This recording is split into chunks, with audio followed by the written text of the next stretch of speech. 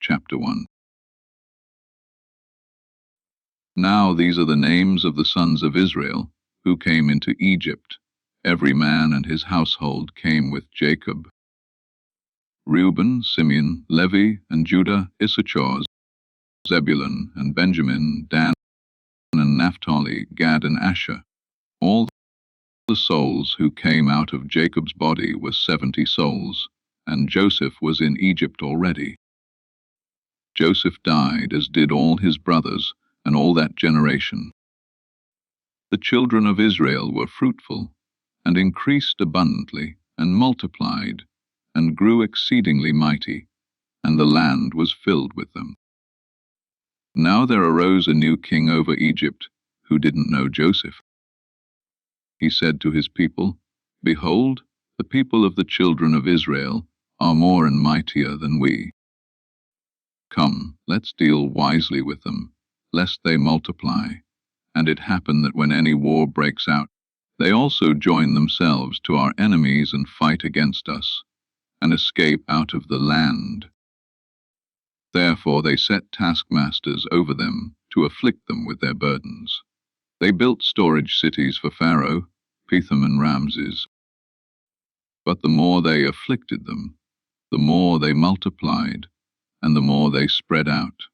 They started to dread the children of Israel. The Egyptians ruthlessly made the children of Israel serve, and they made their lives bitter with hard service in mortar and in brick, and in all kinds of service in the field, all their service, in which they ruthlessly made them serve. The king of Egypt spoke to the Hebrew midwives, of whom the name of the one was Shiphrah, and the name of the other Puah. And he said, When you perform the duty of a midwife to the Hebrew women, and see them on the birth stool, if it is a son, then you shall kill him. But if it is a daughter, then she shall live. But the midwives feared God, and didn't do what the king of Egypt commanded them, but saved the baby boys alive. The king of Egypt called for the midwives, and said to them, Why have you done this thing and saved the boys alive? The midwives said to Pharaoh, Because the Hebrew women aren't like the Egyptian women, for they are vigorous and give birth before the midwife comes to them. God dealt well with the midwives, and the people multiplied and grew very mighty. Because the midwives feared God, he gave them families. Pharaoh commanded all his people, saying, You shall cast every son who is born into the river, and every daughter you shall save alive. Exodus Chapter 2.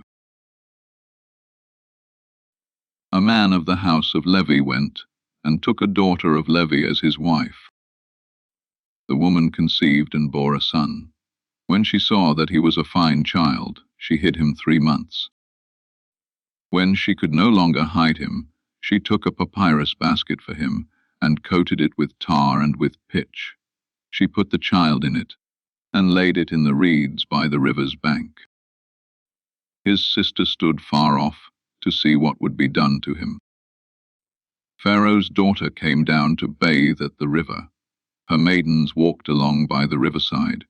She saw the basket among the reeds, and sent her servant to get it. She opened it, and saw the child, and behold, the baby cried. She had compassion on him, and said, This is one of the Hebrews' children. Then his sister said to Pharaoh's daughter, Should I go and call a nurse for you from the Hebrew women, that she may nurse the child for you? Pharaoh's daughter said to her, Go. Pharaoh's daughter said to her, Take this child away, and nurse him for me, and I will give you your wages. The child grew, and she brought him to Pharaoh's daughter, and he became her son. She named him Moses, and said, Because I drew him out of the water. In those days when Moses had grown up, he went out to his brothers and saw their burdens. He saw an Egyptian striking a Hebrew, one of his brothers. He looked this way and that way, And when he saw that there was no one, he killed the Egyptian and hid him in the sand. He went out the second day, and behold, 2 men of the Hebrews were fighting with each other. He said to him who did the wrong, "Why do you strike your fellow?" He said, "Who made you a prince and a judge over us? Do you plan to kill me, as you killed the Egyptian?" Now when Pharaoh heard this thing, he sought to kill Moses. But Moses fled from the face of Pharaoh, and lived in the land of Midian, and he sat down by a well. Now the priest of Midian had 7 daughters. They came and drew water, and filled the troughs to water their father's flock. The shepherds came and drove them away, but Moses stood up and helped them, and watered their flock. When they came to Reuel, their father, he said, "How is it that you have returned so early today?"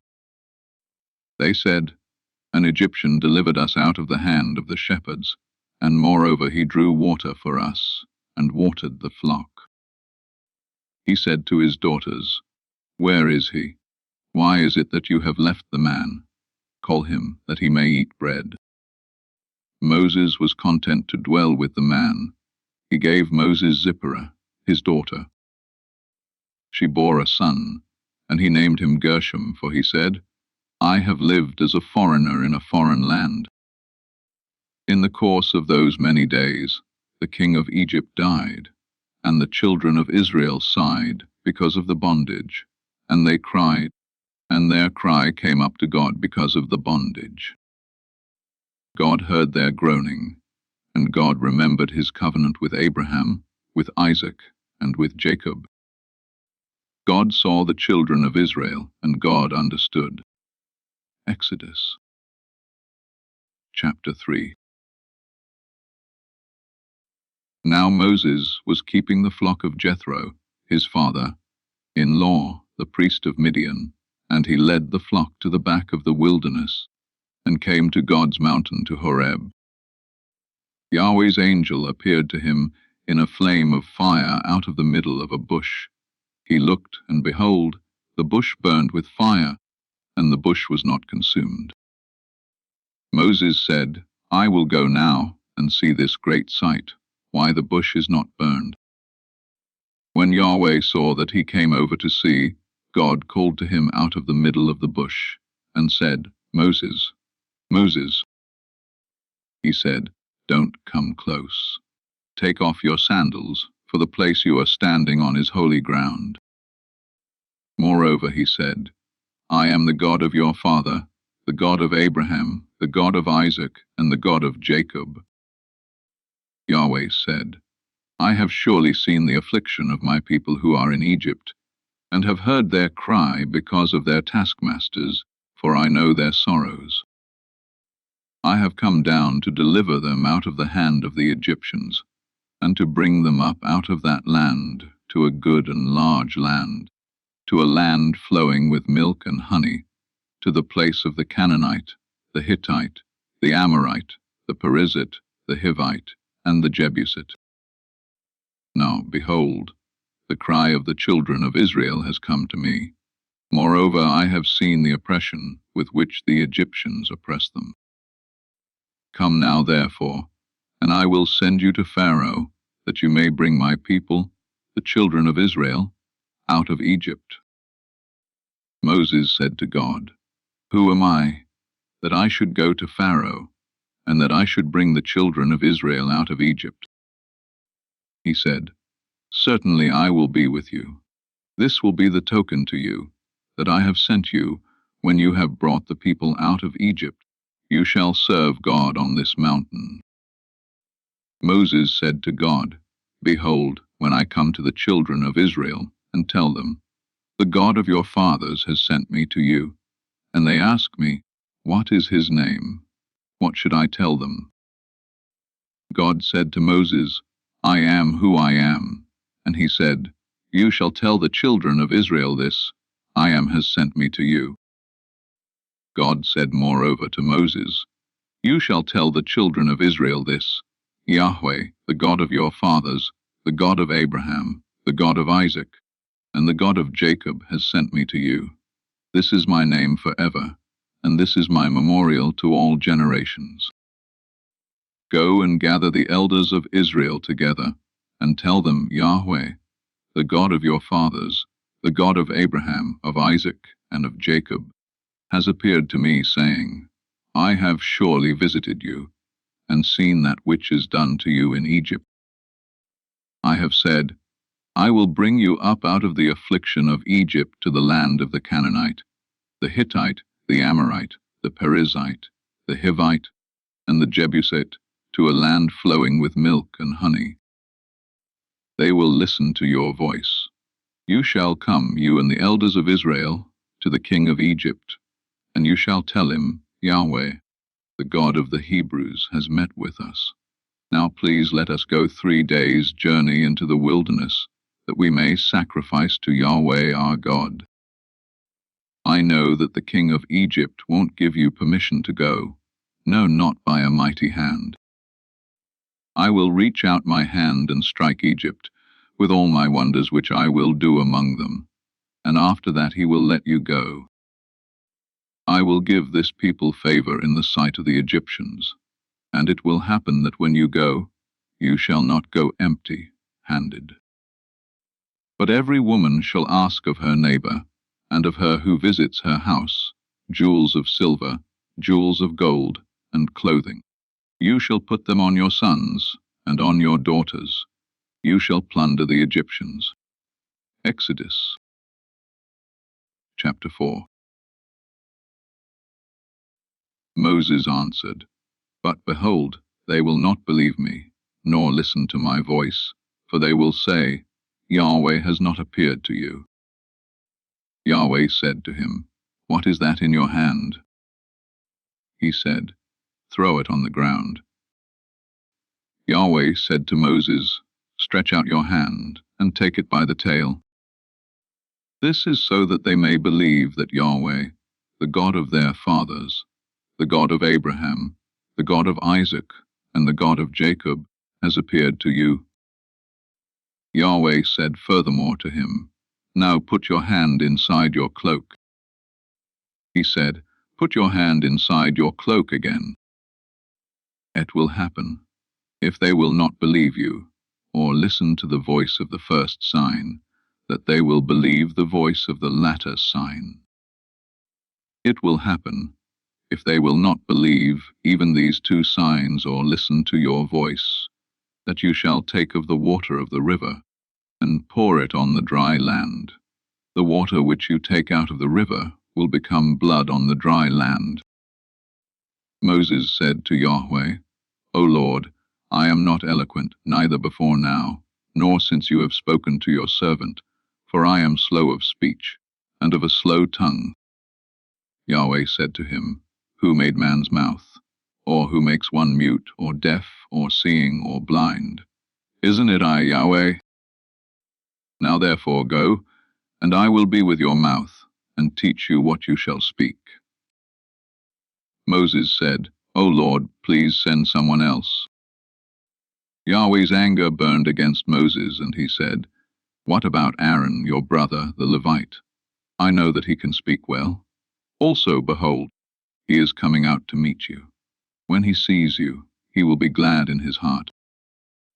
You shall speak to him, and put the words in his mouth.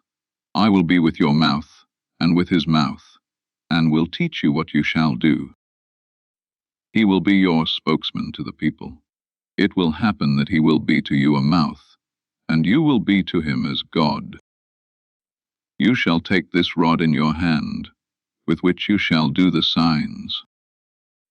Moses went and returned to Jethro his father-in-law, and said to him, Please let me go and return to my brothers who are in Egypt, and see whether they are still alive. Yahweh said to Moses in Midian, Go, return into Egypt, for all the men who sought your life are dead. Moses took his wife and his sons, and set them on a donkey, and he returned to the land of Egypt. Moses took God's rod in his hand. Yahweh said to Moses, When you go back into Egypt, see that you do before Pharaoh all the wonders which I have put in your hand, but I will harden his heart, and he will not let the people go. You shall tell Pharaoh, Yahweh says, Israel is my son, my firstborn. And I have said to you, let my son go, that he may serve me, and you have refused to let him go. Behold, I will kill your firstborn son. On the way at a lodging place, Yahweh met Moses and wanted to kill him.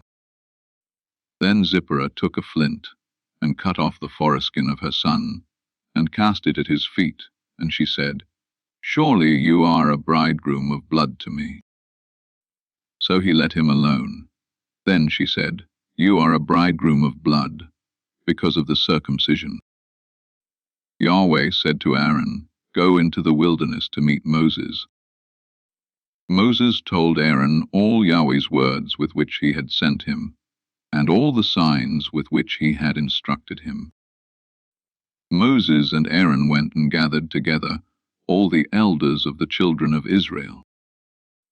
Aaron spoke all the words which Yahweh had spoken to Moses, and did the signs in the sight of the people. The people believed, and when they heard that Yahweh had visited the children of Israel, and that he had seen their affliction, then they bowed their heads and worshipped. Exodus chapter 5. Afterward Moses and Aaron came and said to Pharaoh, This is what Yahweh, the God of Israel, says, Let my people go, that they may hold a feast to me in the wilderness. Pharaoh said, Who is Yahweh that I should listen to his voice to let Israel go? I don't know Yahweh, and moreover I will not let Israel go. They said, The God of the Hebrews has met with us. Please let us go 3 days' journey into the wilderness, and sacrifice to Yahweh our God, lest he fall on us with pestilence, or with the sword. The king of Egypt said to them, Why do you, Moses and Aaron, take the people from their work? Get back to your burdens. Pharaoh said, Behold, the people of the land are now many, and you make them rest from their burdens. The same day Pharaoh commanded the taskmasters of the people and their officers, saying, You shall no longer give the people straw to make brick, as before. Let them go and gather straw for themselves. You shall require from them the number of the bricks which they made before. You shall not diminish anything of it, for they are idle. Therefore they cry, saying, Let's go and sacrifice to our God. Let heavier work be laid on the men, that they may labor in it. Don't let them pay any attention to lying words. The taskmasters of the people went out with their officers, and they spoke to the people, saying, This is what Pharaoh says, I will not give you straw. Go yourselves, get straw where you can find it, for nothing of your work shall be diminished. So the people were scattered abroad throughout all the land of Egypt, to gather stubble for straw. The taskmasters were urgent, saying, Fulfill your work quota daily, as when there was straw. The officers of the children of Israel, whom Pharaoh's taskmasters had set over them, were beaten and were asked, Why haven't you fulfilled your quota both yesterday and today in making brick as before? Then the officers of the children of Israel came and cried to Pharaoh, saying, Why do you deal this way with your servants? No straw is given to your servants, and they tell us, Make brick. And behold, your servants are beaten, but the fault is in your own people. But Pharaoh said, You are idle. You are idle. Therefore you say, Let's go and sacrifice to Yahweh. Go therefore now and work, for no straw shall be given to you, yet you shall deliver the same number of bricks. The officers of the children of Israel saw that they were in trouble when it was said, You shall not diminish anything from your daily quota of bricks. They met Moses and Aaron, who stood along the way, as they came out from Pharaoh. They said to them, "May Yahweh look at you and judge, because you have made us a stench to be abhorred in the eyes of Pharaoh, and in the eyes of his servants, to put a sword in their hand to kill us." Moses returned to Yahweh and said, "Lord, why have you brought trouble on this people? Why is it that you have sent me? For since I came to Pharaoh to speak in your name, he has brought trouble on this people. You have not rescued your people at all."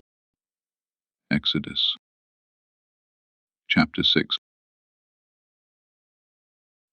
Yahweh said to Moses, "Now you shall see what I will do to Pharaoh, for by a strong hand he shall let them go, and by a strong hand he shall drive them out of his land." God spoke to Moses and said to him, "I am Yahweh. I appeared to Abraham, to Isaac, and to Jacob as God Almighty, but by my name Yahweh I was not known to them. I have also established my covenant with them, to give them the land of Canaan, the land of their travels, in which they lived as aliens.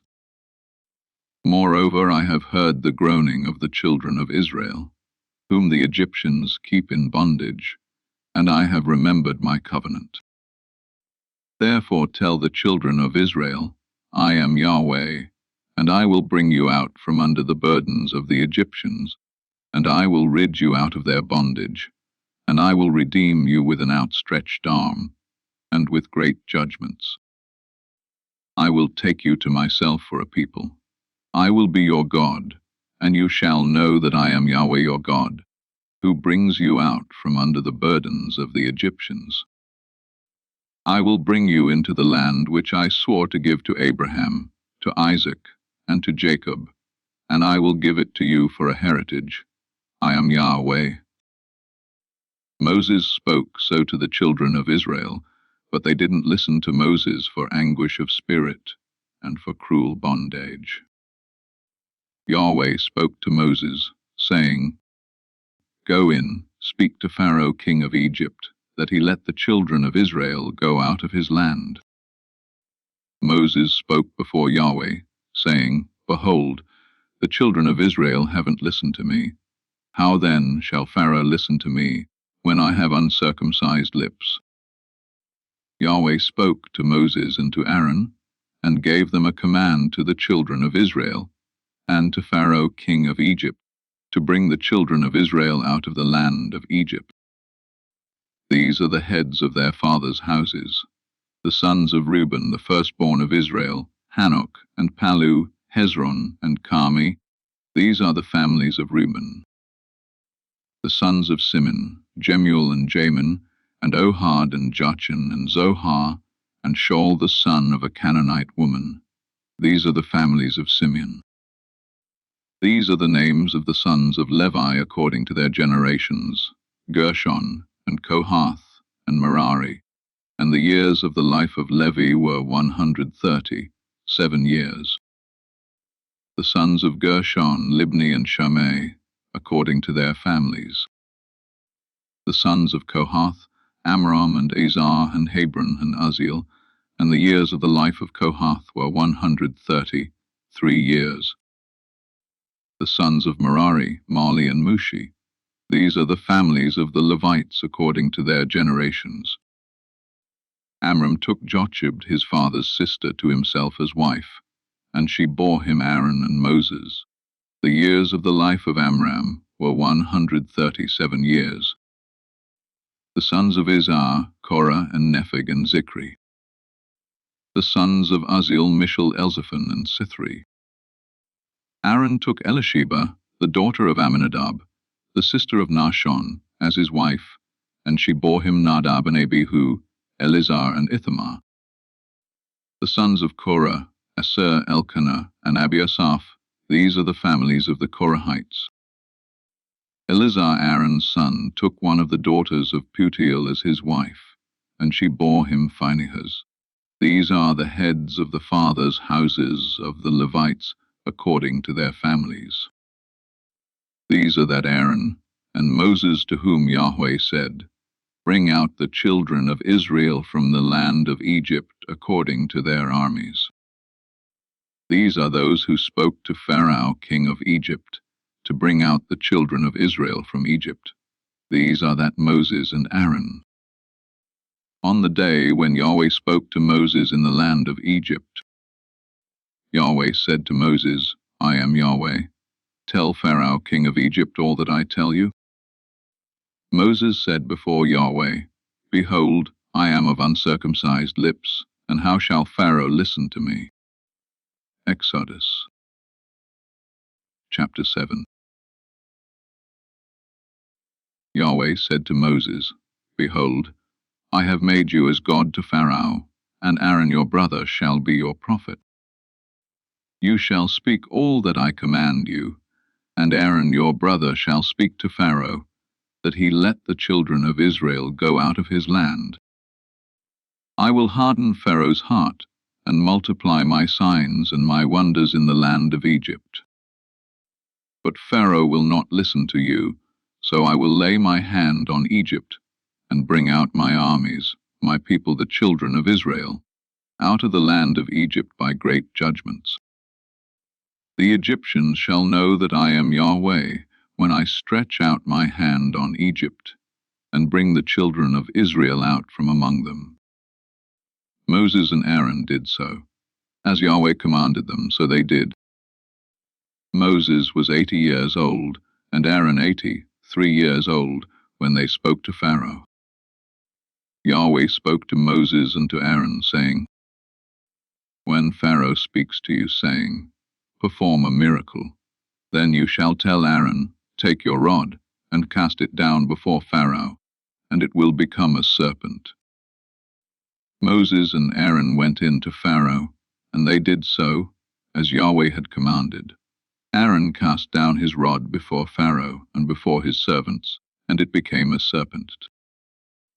Then Pharaoh also called for the wise men and the sorcerers. They also, the magicians of Egypt, did the same thing with their enchantments. For they each cast down their rods, and they became serpents, but Aaron's rod swallowed up their rods. Pharaoh's heart was hardened, and he didn't listen to them, as Yahweh had spoken. Yahweh said to Moses, Pharaoh's heart is stubborn. He refuses to let the people go. Go to Pharaoh in the morning. Behold, he is going out to the water. You shall stand by the river's bank to meet him. You shall take the rod which was turned to a serpent in your hand. You shall tell him, Yahweh, the God of the Hebrews, has sent me to you, saying, Let my people go, that they may serve me in the wilderness. Behold, until now you haven't listened. Yahweh says, In this you shall know that I am Yahweh. Behold, I will strike with the rod that is in my hand on the waters which are in the river, and they shall be turned to blood. The fish that are in the river will die, and the river will become foul. The Egyptians will loathe to drink water from the river. Yahweh said to Moses, Tell Aaron, Take your rod, and stretch out your hand over the waters of Egypt, over their rivers, over their streams, and over their pools, and over all their ponds of water, that they may become blood. There will be blood throughout all the land of Egypt, both in vessels of wood and in vessels of stone. Moses and Aaron did so, as Yahweh commanded, and he lifted up the rod, and struck the waters that were in the river, in the sight of Pharaoh, and in the sight of his servants, and all the waters that were in the river were turned to blood. The fish that were in the river died. The river became foul. The Egyptians couldn't drink water from the river. The blood was throughout all the land of Egypt. The magicians of Egypt did the same thing with their enchantments. So Pharaoh's heart was hardened, and he didn't listen to them, as Yahweh had spoken. Pharaoh turned and went into his house, and he didn't even take this to heart. All the Egyptians dug around the river for water to drink, for they couldn't drink the river water. 7 days were fulfilled after Yahweh had struck the river. Exodus chapter 8. Yahweh spoke to Moses, "Go in to Pharaoh and tell him, 'This is what Yahweh says, let my people go, that they may serve me. If you refuse to let them go, behold, I will plague all your borders with frogs. The river will swarm with frogs, which will go up and come into your house, and into your bedroom, and on your bed, and into the house of your servants, and on your people, and into your ovens, and into your kneading troughs. The frogs shall come up both on you, and on your people, and on all your servants."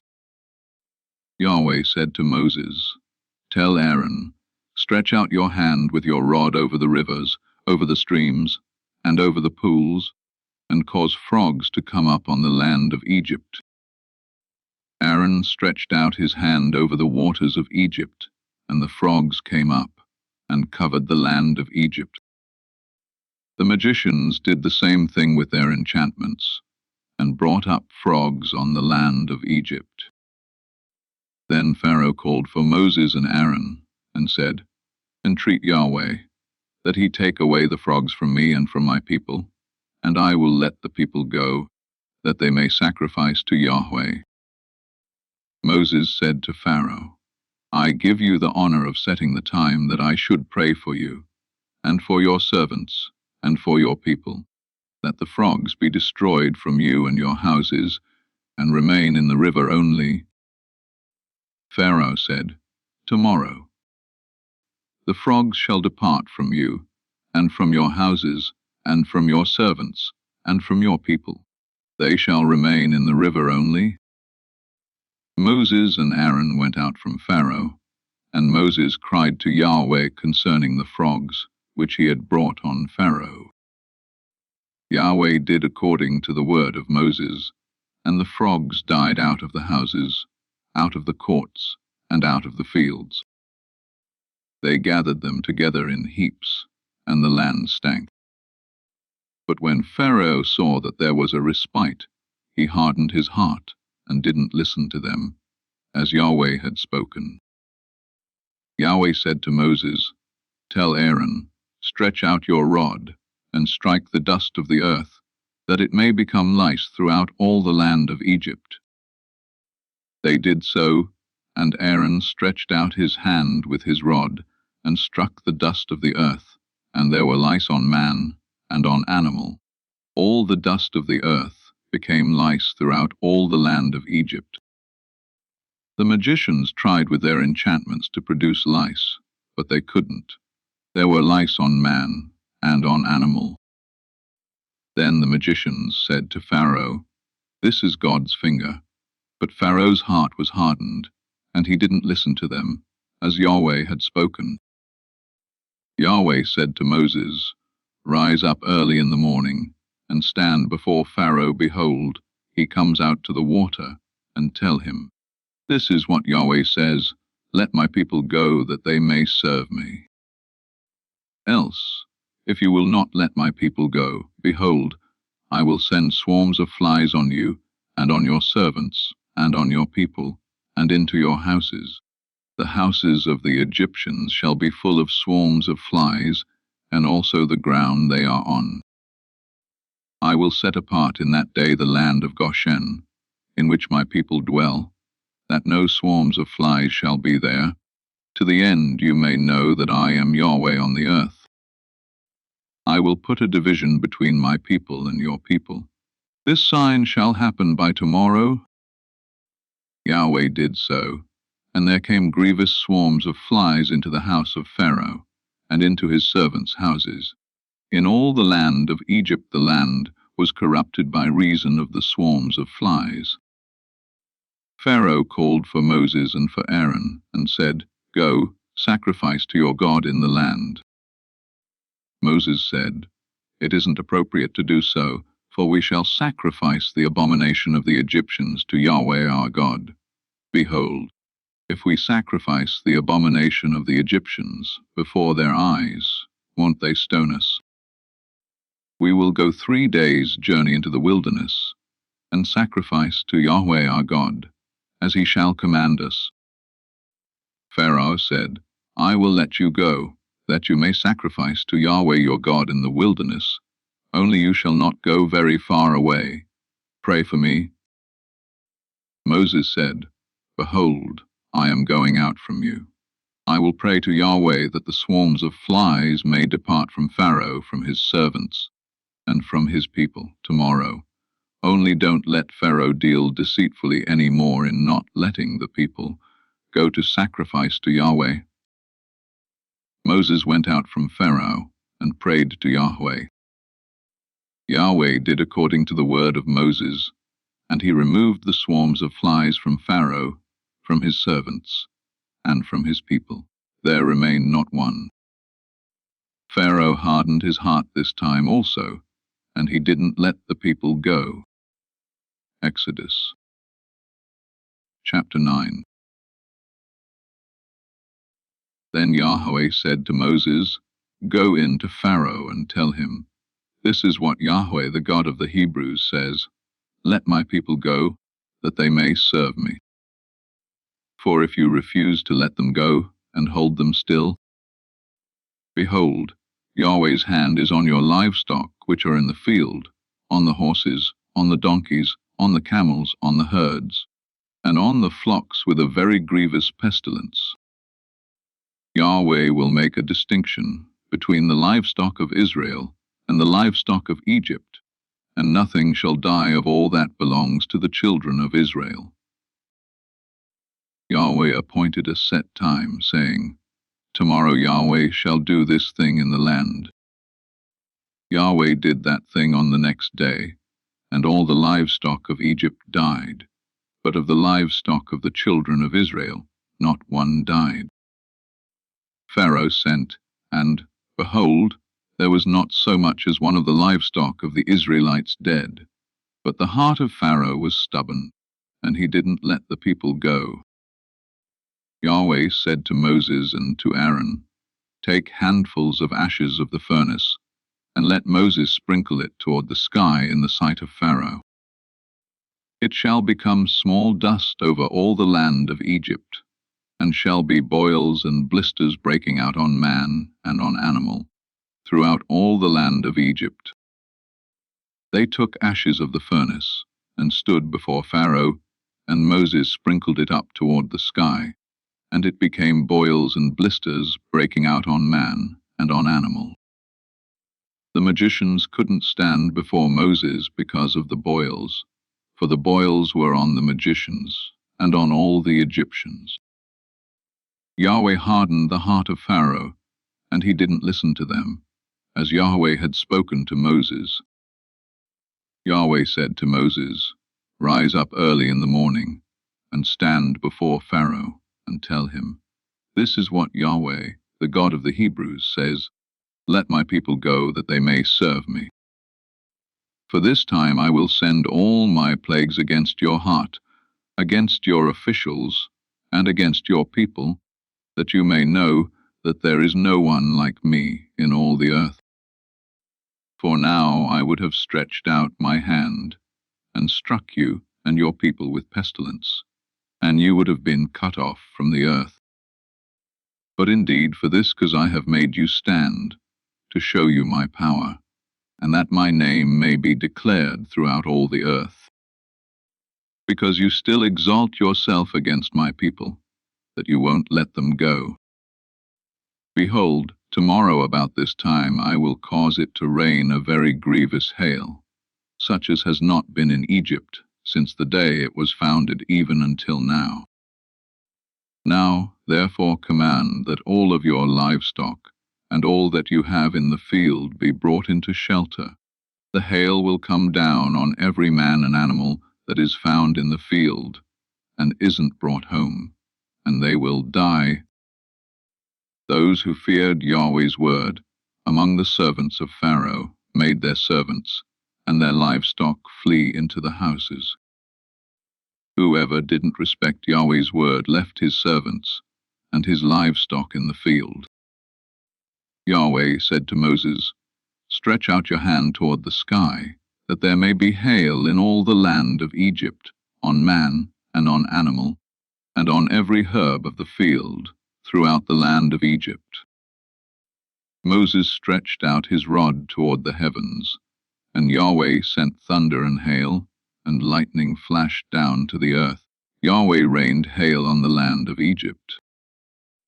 So there was very severe hail, and lightning mixed with the hail, such as had not been in all the land of Egypt since it became a nation. The hail struck throughout all the land of Egypt, all that was in the field, both man and animal, and the hail struck every herb of the field, and broke every tree of the field. Only in the land of Goshen, where the children of Israel were, there was no hail. Pharaoh sent and called for Moses and Aaron, and said to them, I have sinned this time. Yahweh is righteous, and I and my people are wicked. Pray to Yahweh, for there has been enough of mighty thunderings and hail. I will let you go, and you shall stay no longer. Moses said to him, As soon as I have gone out of the city, I will spread out my hands to Yahweh. The thunders shall cease, and there will not be any more hail, that you may know that the earth is Yahweh's. But as for you and your servants, I know that you don't yet fear Yahweh God. The flax and the barley were struck, for the barley had ripened, and the flax was blooming. But the wheat and the spelt were not struck, for they had not grown up. Moses went out of the city from Pharaoh, and spread out his hands to Yahweh, and the thunders and hail ceased, and the rain was not poured on the earth. When Pharaoh saw that the rain and the hail and the thunders had ceased, he sinned yet more, and hardened his heart, he and his servants. The heart of Pharaoh was hardened, and he didn't let the children of Israel go, just as Yahweh had spoken through Moses. Exodus chapter 10. And Yahweh said to Moses, Go in to Pharaoh, for I have hardened his heart and the heart of his servants, that I may show these my signs among them, and that you may tell in the hearing of your son, and of your son's son, what things I have done to Egypt, and my signs which I have done among them, that you may know that I am Yahweh. Moses and Aaron went into Pharaoh, and said to him, This is what Yahweh, the God of the Hebrews, says, How long will you refuse to humble yourself before me? Let my people go, that they may serve me. Or else, if you refuse to let my people go, behold, tomorrow I will bring locusts into your country, and they shall cover the surface of the earth, so that one won't be able to see the earth. They shall eat the residue of that which has escaped, which remains to you from the hail, and shall eat every tree which grows for you out of the field.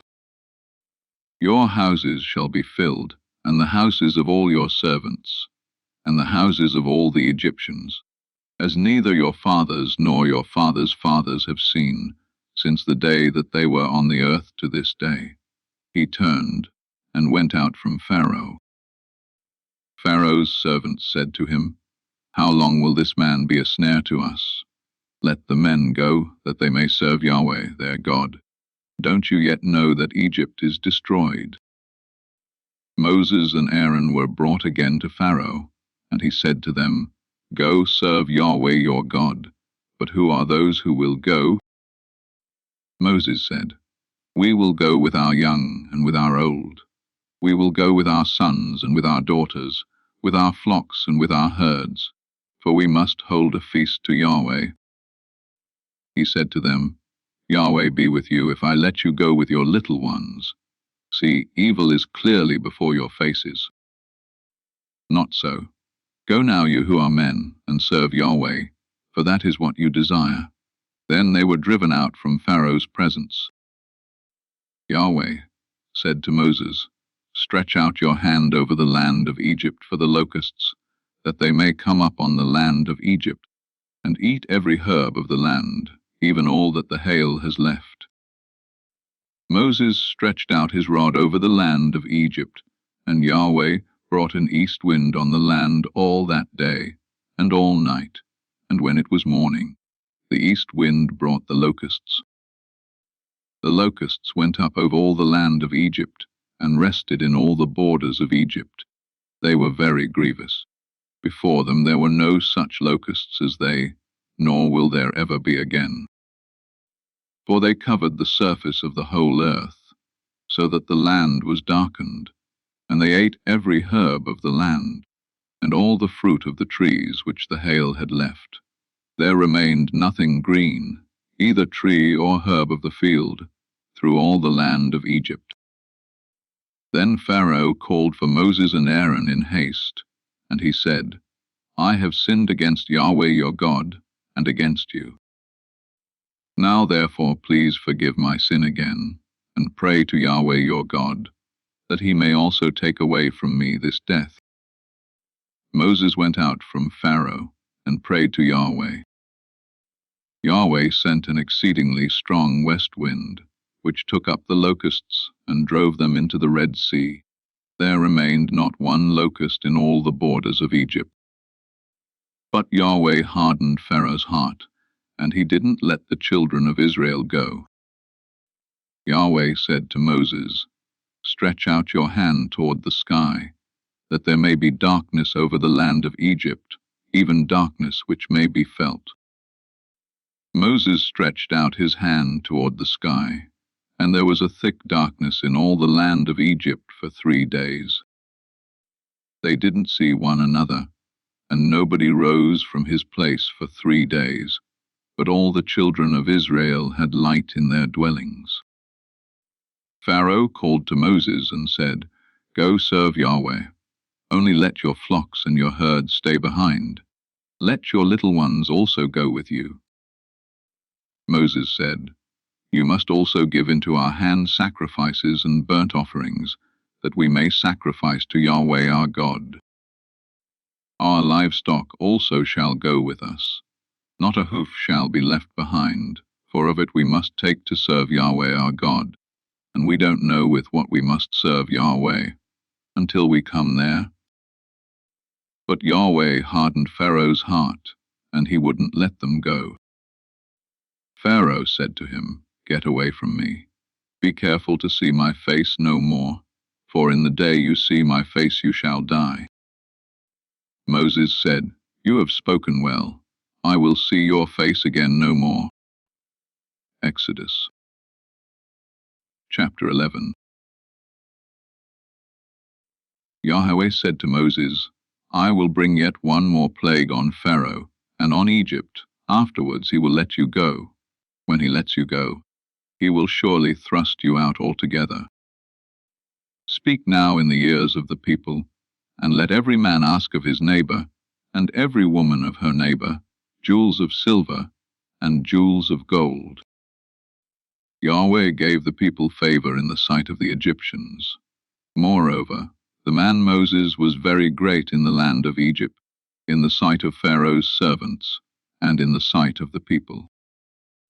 Moses said, This is what Yahweh says, About midnight I will go out into the middle of Egypt, and all the firstborn in the land of Egypt shall die, from the firstborn of Pharaoh who sits on his throne, even to the firstborn of the female servant who is behind the mill, and all the firstborn of livestock.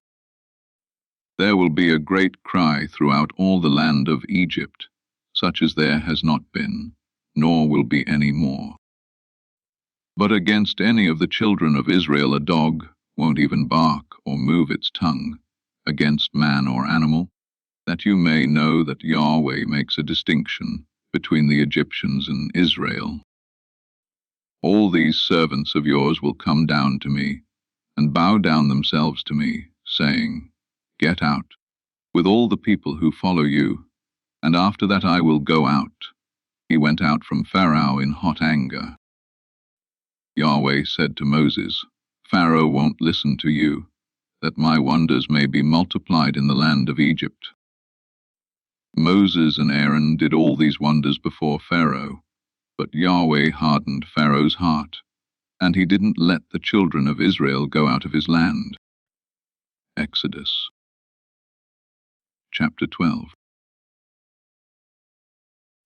Yahweh spoke to Moses and Aaron in the land of Egypt, saying, This month shall be to you the beginning of months. It shall be the first month of the year to you. Speak to all the congregation of Israel, saying, On the 10th day of this month they shall take to them every man a lamb, according to their fathers' houses, a lamb for a household. And if the household is too little for a lamb, then he and his neighbor next to his house shall take one, according to the number of the souls. You shall make your count for the lamb, according to what everyone can eat. Your lamb shall be without defect, a male a year old. You shall take it from the sheep or from the goats. You shall keep it until the 14th day of the same month, and the whole assembly of the congregation of Israel shall kill it at evening. They shall take some of the blood, and put it on the 2 doorposts and on the lintel, on the houses in which they shall eat it. They shall eat the meat in that night, roasted with fire, with unleavened bread. They shall eat it with bitter herbs. Don't eat it raw, nor boiled at all with water, but roasted with fire, with its head, its legs, and its inner parts. You shall let nothing of it remain until the morning, but that which remains of it until the morning you shall burn with fire. This is how you shall eat it, with your belt on your waist, your sandals on your feet, and your staff in your hand, and you shall eat it in haste. It is Yahweh's Passover. For I will go through the land of Egypt in that night, and will strike all the firstborn in the land of Egypt, both man and animal. I will execute judgments against all the gods of Egypt. I am Yahweh. The blood shall be to you for a token on the houses where you are. When I see the blood, I will pass over you, and no plague will be on you to destroy you when I strike the land of Egypt. This day shall be a memorial for you. You shall keep it as a feast to Yahweh. You shall keep it as a feast throughout your generations by an ordinance forever. 7 days you shall eat unleavened bread. Even the first day you shall put away yeast out of your houses, for whoever eats leavened bread from the first day until the 7th day, that soul shall be cut off from Israel. In the first day there shall be to you a holy convocation, and in the 7th day a holy convocation. No kind of work shall be done in them, except that which every man must eat, only that may be done by you. You shall observe the feast of unleavened bread, for in this same day I have brought your armies out of the land of Egypt. Therefore you shall observe this day throughout your generations by an ordinance forever.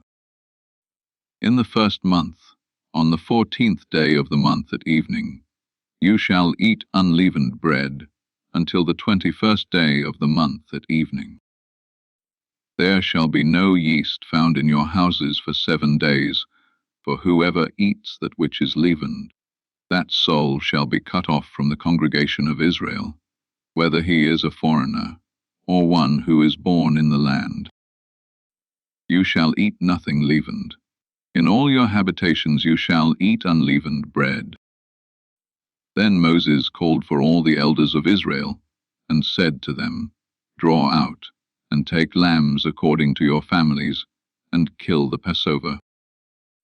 You shall take a bunch of hyssop, and dip it in the blood that is in the basin, and strike the lintel, and the 2 doorposts with the blood that is in the basin. None of you shall go out of the door of his house until the morning. For Yahweh will pass through to strike the Egyptians, and when he sees the blood on the lintel, and on the 2 doorposts, Yahweh will pass over the door, and will not allow the destroyer to come into your houses to strike you. You shall observe this thing for an ordinance to you, and to your sons forever. It shall happen when you have come to the land which Yahweh will give you, as he has promised, that you shall keep this service. It will happen when your children ask you, What do you mean by this service? That you shall say, It is the sacrifice of Yahweh's Passover, who passed over the houses of the children of Israel in Egypt, when he struck the Egyptians and spared our houses. The children of Israel went and did so, as Yahweh had commanded Moses and Aaron, so they did. At midnight, Yahweh struck all the firstborn in the land of Egypt, from the firstborn of Pharaoh, who sat on his throne, to the firstborn of the captive, who was in the dungeon, and all the firstborn of livestock. Pharaoh rose up in the night, he, and all his servants, and all the Egyptians, and there was a great cry in Egypt, for there was not a house where there was not one dead. He called for Moses and Aaron by night, and said, Rise up, get out from among my people, both you and the children of Israel, and go, serve Yahweh, as you have said. Take both your flocks and your herds, as you have said, and be gone, and bless me also. The Egyptians were urgent with the people, to send them out of the land in haste, for they said, We are all dead men. The people took their dough before it was leavened, their kneading troughs being bound up in their clothes on their shoulders. The children of Israel did according to the word of Moses, and they asked of the Egyptians jewels of silver, and jewels of gold and clothing. Yahweh gave the people favor in the sight of the Egyptians, so that they let them have what they asked. They plundered the Egyptians. The children of Israel traveled from Rameses to Succoth, about 600,000 on foot, who were men, in addition to children. A mixed multitude went up also with them, with flocks, herds, and even very much livestock. They baked unleavened cakes of the dough, which they brought out of Egypt, for it wasn't leavened, because they were thrust out of Egypt, and couldn't wait, and they had not prepared any food for themselves. Now the time that the children of Israel lived in Egypt was 430 years. At the end of 430 years, to the day, all of Yahweh's armies went out from the land of Egypt. It is a night to be much observed to Yahweh, for bringing them out from the land of Egypt. This is that night of Yahweh, to be much observed by all the children of Israel throughout their generations. Yahweh said to Moses and Aaron, This is the ordinance of the Passover. No foreigner shall eat of it. But every man's servant who is bought for money, when you have circumcised him, then shall he eat of it. A foreigner and a hired servant shall not eat of it. It must be eaten in one house. You shall not carry any of the meat outside of the house. Do not break any of its bones. All the congregation of Israel shall keep it. When a stranger lives as a foreigner with you, and would like to keep the Passover to Yahweh, let all his males be circumcised, and then let him come near and keep it. He shall be as one who is born in the land, but no uncircumcised person shall eat of it. One law shall be to him who is born at home, and to the stranger who lives as a foreigner among you. All the children of Israel did so. As Yahweh commanded Moses and Aaron, so they did. That same day, Yahweh brought the children of Israel out of the land of Egypt by their armies. Exodus chapter 13. Yahweh spoke to Moses, saying, Sanctify to me all the firstborn, whatever opens the womb among the children of Israel, both of man and of animal, it is mine. Moses said to the people, Remember this day in which you came out of Egypt, out of the house of bondage, for by strength of hand Yahweh brought you out from this place. No leavened bread shall be eaten. Today you go out in the month Abib. It shall be, when Yahweh brings you into the land of the Canaanite, and the Hittite, and the Amorite, and the Hivite, and the Jebusite, which he swore to your fathers to give you, a land flowing with milk and honey, that you shall keep this service in this month. 7 days you shall eat unleavened bread, and in the 7th day shall be a feast to Yahweh. Unleavened bread shall be eaten throughout the 7 days, and no leavened bread shall be seen with you. No yeast shall be seen with you within all your borders. You shall tell your son in that day, saying, It is because of that which Yahweh did for me when I came out of Egypt. It shall be for a sign to you on your hand, and for a memorial between your eyes, that Yahweh's law may be in your mouth. For with a strong hand Yahweh has brought you out of Egypt. You shall therefore keep this ordinance in its season from year to year. It shall be, when Yahweh brings you into the land of the Canaanite, as he swore to you and to your fathers, and will give it to you, that you shall set apart to Yahweh all that opens the womb, and every firstborn that comes from an animal which you have. The males shall be Yahweh's. Every firstborn of a donkey you shall redeem with a lamb, and if you will not redeem it, then you shall break its neck, and you shall redeem all the firstborn of man among your sons. It shall be when your son asks you in time to come, saying, What is this? That you shall tell him, By strength of hand Yahweh brought us out from Egypt, from the house of bondage. When Pharaoh stubbornly refused to let us go, Yahweh killed all the firstborn in the land of Egypt, both the firstborn of man and the firstborn of livestock. Therefore I sacrifice to Yahweh all that opens the womb, being males, but all the firstborn of my sons I redeem. It shall be for a sign on your hand, and for symbols between your eyes, for by strength of hand Yahweh brought us out of Egypt. When Pharaoh had let the people go, God didn't lead them by the way of the land of the Philistines, although that was near, for God said, Lest perhaps the people change their minds when they see war, and they return to Egypt. But God led the people around by the way of the wilderness by the Red Sea, and the children of Israel went up armed out of the land of Egypt.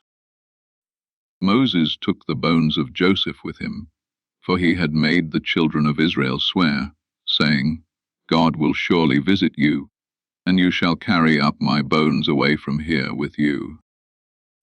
They took their journey from Succoth, and encamped in Etham, in the edge of the wilderness.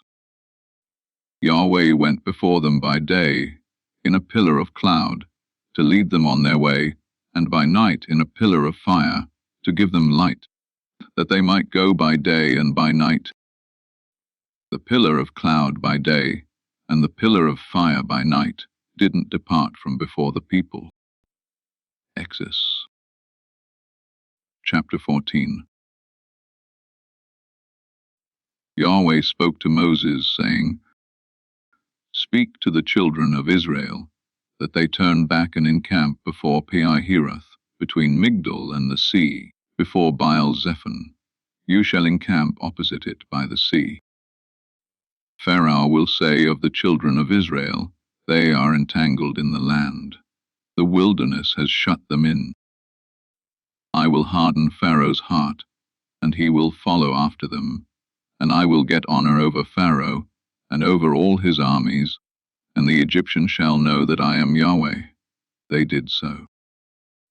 The king of Egypt was told that the people had fled, and the heart of Pharaoh and of his servants was changed toward the people. And they said, What is this we have done, that we have let Israel go from serving us? He prepared his chariot, and took his army with him. And he took 600 chosen chariots, and all the chariots of Egypt, with captains over all of them. Yahweh hardened the heart of Pharaoh king of Egypt, and he pursued the children of Israel, for the children of Israel went out with a high hand. The Egyptians pursued them, all the horses and chariots of Pharaoh his horsemen, and his army overtook them encamping by the sea, beside Pi-hahiroth, before Baal-zephon. When Pharaoh came near, the children of Israel lifted up their eyes, and behold, the Egyptians were marching after them, and they were very afraid. The children of Israel cried out to Yahweh. They said to Moses, "Because there were no graves in Egypt, have you taken us away to die in the wilderness? Why have you treated us this way to bring us out of Egypt? Isn't this the word that we spoke to you in Egypt, saying, 'Leave us alone, that we may serve the Egyptians'? For it would have been better for us to serve the Egyptians than to die in the wilderness." Moses said to the people, "Don't be afraid. Stand still and see the salvation of Yahweh, which he will work for you today.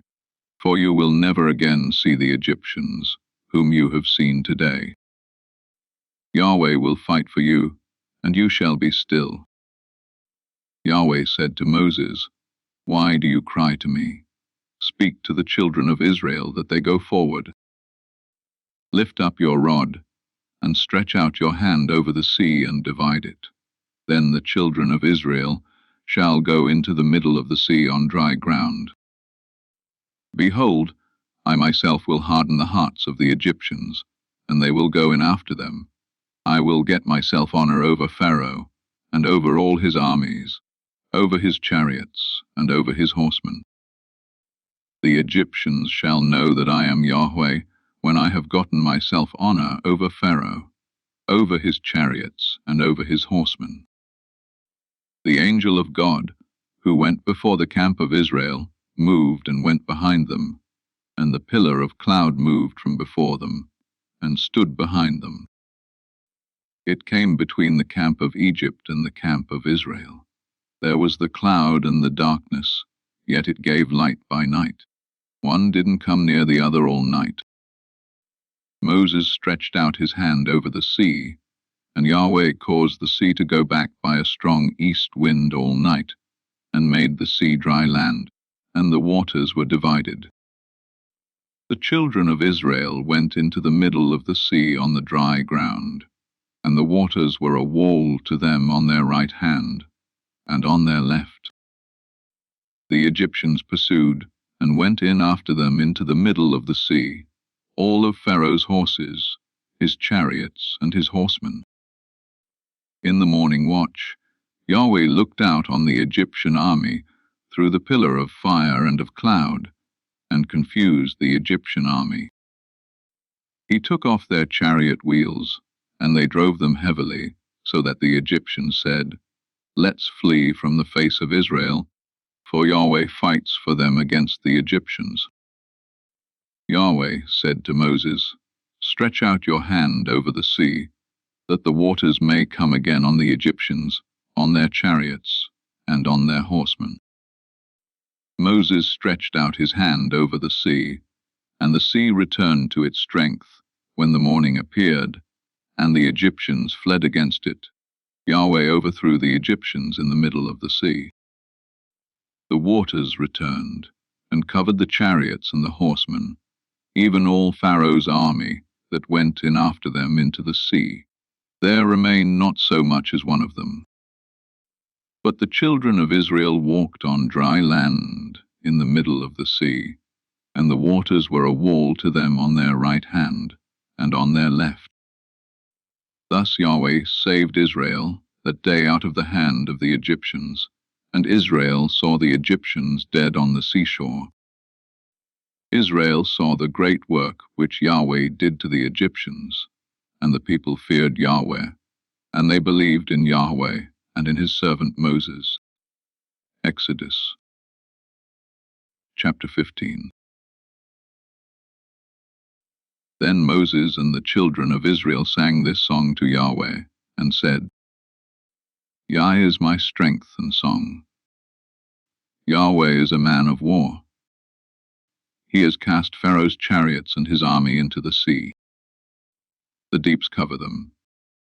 Your right hand, Yahweh, is glorious in power. In the greatness of your excellency, You overthrow those who rise up against you. With the blast of your nostrils, the waters were piled up. The enemy said, I will pursue, I will overtake, I will divide the plunder. You blew with your wind. Who is like you, Yahweh, among the gods? You stretched out your right hand. You, in your loving kindness, have led the people that you have redeemed. The peoples have hovered. Then the chiefs of Edom were dismayed. Terror and dread falls on them. You will bring them in and plant them in the mountain of your inheritance. Yahweh will reign forever and ever. For the horses of Pharaoh went in with his chariots and with his horsemen into the sea, and Yahweh brought back the waters of the sea on them. But the children of Israel walked on dry land in the middle of the sea. Miriam the prophetess, the sister of Aaron, took a tambourine in her hand, and all the women went out after her with tambourines and with dances. Miriam answered them. Moses led Israel onward from the Red Sea, and they went out into the wilderness of Shur. And they went 3 days in the wilderness, and found no water. When they came to Marah, they couldn't drink from the waters of Marah, for they were bitter. Therefore its name was called Marah. The people murmured against Moses, saying, What shall we drink? Then he cried to Yahweh. Yahweh showed him a tree, and he threw it into the waters, and the waters were made sweet. There he made a statute and an ordinance for them, and there he tested them. He said, If you will diligently listen to Yahweh your God's voice, and will do that which is right in his eyes, and will pay attention to his commandments, and keep all his statutes, I will put none of the diseases on you, which I have put on the Egyptians, for I am Yahweh who heals you. They came to Elim, where there were 12 springs of water and 70 palm trees. They encamped there by the waters. Exodus chapter 16. They took their journey from Elim, and all the congregation of the children of Israel came to the wilderness of Sin, which is between Elim and Sinai, on the 15th day of the 2nd month, after their departing out of the land of Egypt. The whole congregation of the children of Israel murmured against Moses and against Aaron in the wilderness. And the children of Israel said to them, We wish that we had died by Yahweh's hand in the land of Egypt, when we sat by the meat pots, when we ate our fill of bread, for you have brought us out into this wilderness, to kill this whole assembly with hunger. Then Yahweh said to Moses, Behold, I will rain bread from the sky for you, and the people shall go out and gather a day's portion every day, that I may test them, whether they will walk in my law or not. It shall come to pass on the 6th day, that they shall prepare that which they bring in, and it shall be twice as much as they gather daily. Moses and Aaron said to all the children of Israel, At evening you shall know that Yahweh has brought you out from the land of Egypt. In the morning you shall see Yahweh's glory, because he hears your murmurings against Yahweh. Who are we, that you murmur against us? Moses said, Now Yahweh will give you meat to eat in the evening, and in the morning bread to satisfy you, because Yahweh hears your murmurings which you murmur against him. And who are we? Your murmurings are not against us, but against Yahweh. Moses said to Aaron, Tell all the congregation of the children of Israel, Come close to Yahweh, for he has heard your murmurings. As Aaron spoke to the whole congregation of the children of Israel, they looked toward the wilderness, and behold, Yahweh's glory appeared in the cloud. Yahweh spoke to Moses, saying, I have heard the murmurings of the children of Israel. Speak to them, saying, At evening you shall eat meat, and in the morning you shall be filled with bread. Then you will know that I am Yahweh your God. In the evening, quail came up and covered the camp, and in the morning the dew lay around the camp. When the dew that lay had gone, behold, on the surface of the wilderness was a small round thing, small as the frost on the ground. When the children of Israel saw it, they said to one another, What is it? For they didn't know what it was. Moses said to them, It is the bread which Yahweh has given you to eat. This is the thing which Yahweh has commanded. Gather of it everyone according to his eating, an omer a head, according to the number of your persons. You shall take it, every man for those who are in his tent. The children of Israel did so, and some gathered more, some less. When they measured it with an omer, he who gathered much had nothing over, and he who gathered little had no lack. They each gathered according to his eating. Moses said to them, Let no one leave of it until the morning. Notwithstanding, they didn't listen to Moses, but some of them left of it until the morning. So it bred worms and became foul, and Moses was angry with them. They gathered it morning by morning, everyone according to his eating. When the sun grew hot, it melted. On the 6th day, they gathered twice as much bread, 2 omers for each one, and all the rulers of the congregation came and told Moses. He said to them, This is that which Yahweh has spoken. Tomorrow is a solemn rest, a holy Sabbath to Yahweh. Bake that which you want to bake, and boil that which you want to boil, and all that remains overlay up for yourselves to be kept until the morning. They laid it up until the morning, as Moses ordered, and it didn't become foul, and there were no worms in it. Moses said, Eat that today, for today is a Sabbath to Yahweh. Today you shall not find it in the field. 6 days you shall gather it, but on the 7th day is the Sabbath. In it there shall be none.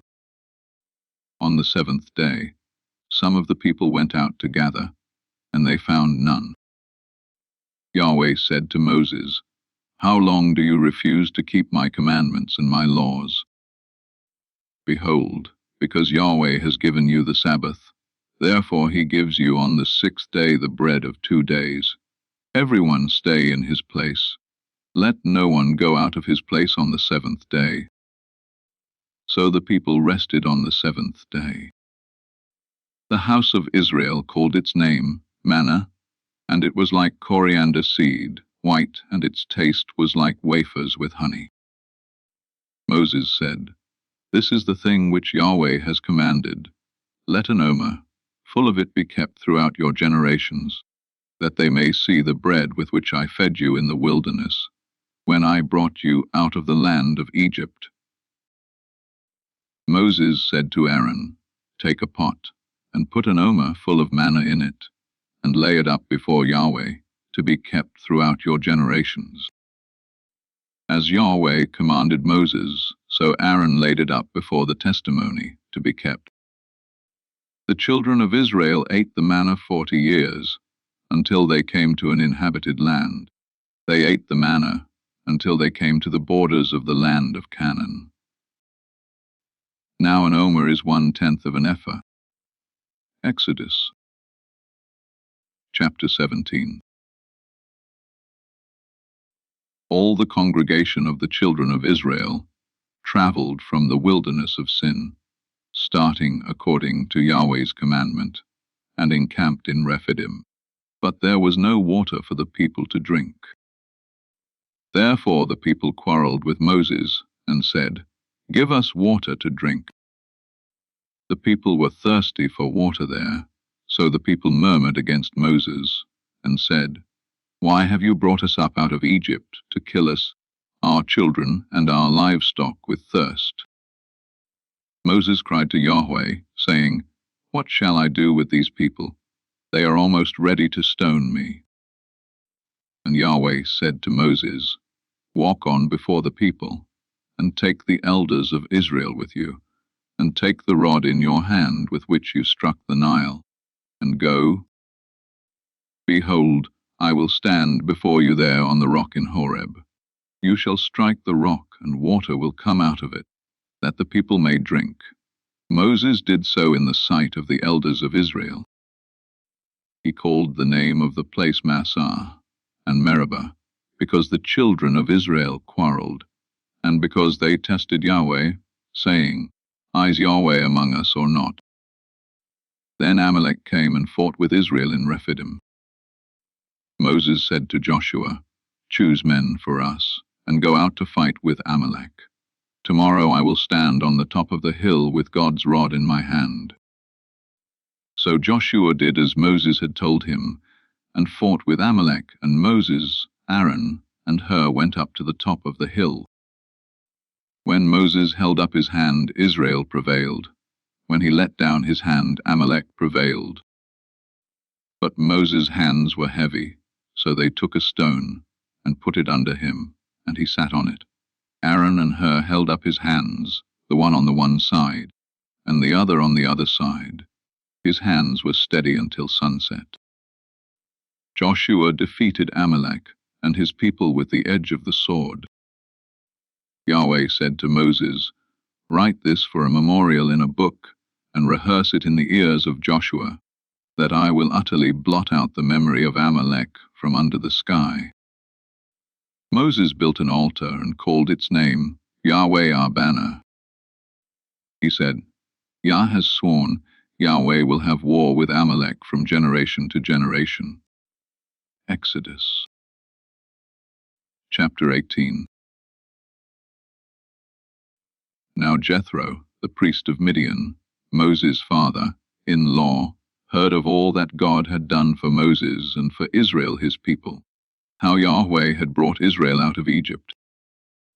Jethro, Moses' father-in-law, received Zipporah, Moses' wife, after he had sent her away, and her 2 sons. The name of one son was Gershom, for Moses said, I have lived as a foreigner in a foreign land. The name of the other was Eliezer, for he said, My father's God was my help, and delivered me from Pharaoh's sword. Jethro, Moses' father-in-law, came with Moses' sons and his wife to Moses into the wilderness where he was encamped, at the mountain of God. He said to Moses, I, your father-in-law Jethro, have come to you with your wife and her 2 sons with her. Moses went out to meet his father-in-law and bowed and kissed him. They asked each other of their welfare, and they came into the tent. Moses told his father-in-law all that Yahweh had done to Pharaoh and to the Egyptians for Israel's sake, all the hardships that had come on them on the way, and how Yahweh delivered them. Jethro rejoiced for all the goodness which Yahweh had done to Israel, in that he had delivered them out of the hand of the Egyptians. Jethro said, Blessed be Yahweh, who has delivered you out of the hand of the Egyptians, and out of the hand of Pharaoh, who has delivered the people from under the hand of the Egyptians. Now I know that Yahweh is greater than all gods, because of the way that they treated people arrogantly. Jethro, Moses' father-in-law, took a burnt offering and sacrifices for God. Aaron came with all the elders of Israel to eat bread with Moses' father-in-law before God. On the next day, Moses sat to judge the people, and the people stood around Moses from the morning to the evening. When Moses' father-in-law saw all that he did to the people, he said, What is this thing that you do for the people? Why do you sit alone, and all the people stand around you from morning to evening? Moses said to his father-in-law, Because the people come to me to inquire of God. When they have a matter, they come to me, and I judge between a man and his neighbor, and I make them know the statutes of God and his laws. Moses' father-in-law said to him, The thing that you do is not good. You will surely wear away, both you and this people that is with you, for the thing is too heavy for you. You are not able to perform it yourself alone. Listen now to my voice. I will give you counsel, and God be with you. You represent the people before God, and bring the causes to God. You shall teach them the statutes and the laws, and shall show them the way in which they must walk, and the work that they must do. Moreover, you shall provide out of all the people able men which fear God, men of truth, hating unjust gain, and place such over them, to be rulers of thousands, rulers of hundreds, rulers of 50s, and rulers of 10s. Let them judge the people at all times. It shall be that every great matter they shall bring to you, but every small matter they shall judge themselves. So shall it be easier for you, and they shall share the load with you. If you will do this thing, and God commands you so, then you will be able to endure, and all these people also will go to their place in peace. So Moses listened to the voice of his father in law, and did all that he had said. Moses chose able men out of all Israel, and made them heads over the people, rulers of thousands, rulers of hundreds, rulers of 50s, and rulers of 10s. They judged the people at all times. They brought the hard cases to Moses, but every small matter they judged themselves. Moses let his father-in-law depart, and he went his way into his own land. Exodus chapter 19. In the 3rd month after the children of Israel had gone out of the land of Egypt, on that same day they came into the wilderness of Sinai. When they had departed from Rephidim, and had come to the wilderness of Sinai, they encamped in the wilderness, and there Israel encamped before the mountain. Moses went up to God, and Yahweh called to him out of the mountain, saying, This is what you shall tell the house of Jacob, and tell the children of Israel. You have seen what I did to the Egyptians, and how I bore you on eagle's wings, and brought you to myself. Now therefore, if you will indeed obey my voice and keep my covenant, then you shall be my own possession from among all peoples, for all the earth is mine. And you shall be to me a kingdom of priests, and a holy nation. These are the words which you shall speak to the children of Israel. Moses came and called for the elders of the people, and set before them all these words which Yahweh commanded him. All the people answered together, and said, All that Yahweh has spoken we will do. Yahweh said to Moses, Behold, I come to you in a thick cloud, that the people may hear when I speak with you, and may also believe you forever. Moses told the words of the people to Yahweh. Yahweh said to Moses, Go to the people, and sanctify them today and tomorrow, and let them wash their garments. And be ready for the 3rd day, for on the 3rd day Yahweh will come down in the sight of all the people on Mount Sinai. You shall set bounds to the people all around, saying, Be careful that you don't go up onto the mountain, or touch its border. Whoever touches the mountain shall be surely put to death. No hand shall touch him, but he shall surely be stoned or shot through. Whether it is animal or man, he shall not live. When the trumpet sounds long, they shall come up to the mountain. Moses went down from the mountain to the people, and sanctified the people, and they washed their clothes. He said to the people, Be ready by the 3rd day. Don't have sexual relations with a woman. On the 3rd day, when it was morning, there were thunders and lightnings, and a thick cloud on the mountain, and the sound of an exceedingly loud trumpet, and all the people who were in the camp trembled. Moses led the people out of the camp to meet God, and they stood at the lower part of the mountain. All of Mount Sinai smoked, because Yahweh descended on it in fire, and its smoke ascended like the smoke of a furnace, and the whole mountain quaked greatly. When the sound of the trumpet grew louder and louder, Moses spoke, and God answered him by a voice. Yahweh came down on Mount Sinai, to the top of the mountain. Yahweh called Moses to the top of the mountain, and Moses went up. Yahweh said to Moses, "Go down, warn the people, lest they break through to Yahweh to gaze, and many of them perish. Let the priests also, who come near to Yahweh, sanctify themselves, lest Yahweh break out on them." Moses said to Yahweh, "The people can't come up to Mount Sinai, for you warned us, saying, 'Set bounds around the mountain, and sanctify it.'" Yahweh said to him, "Go down.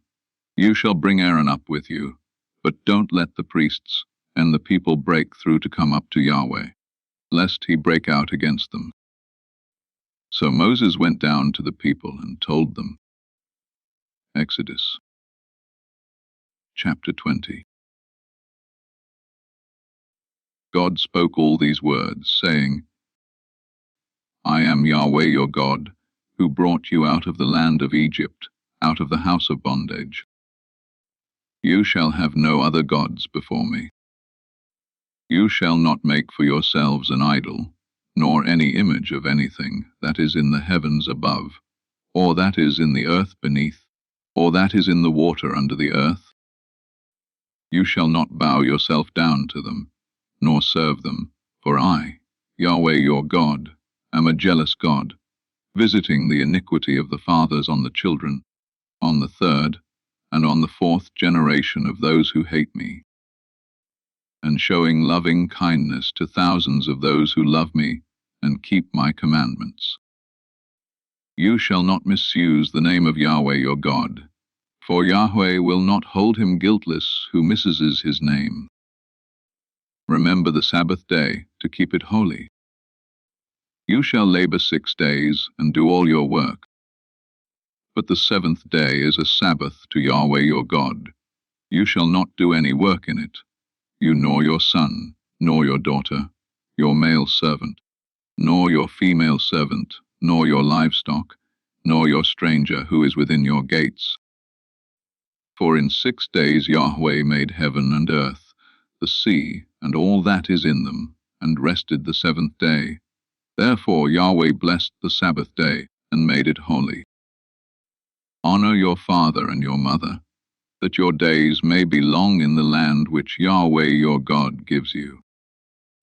You shall not murder. You shall not commit adultery. You shall not steal.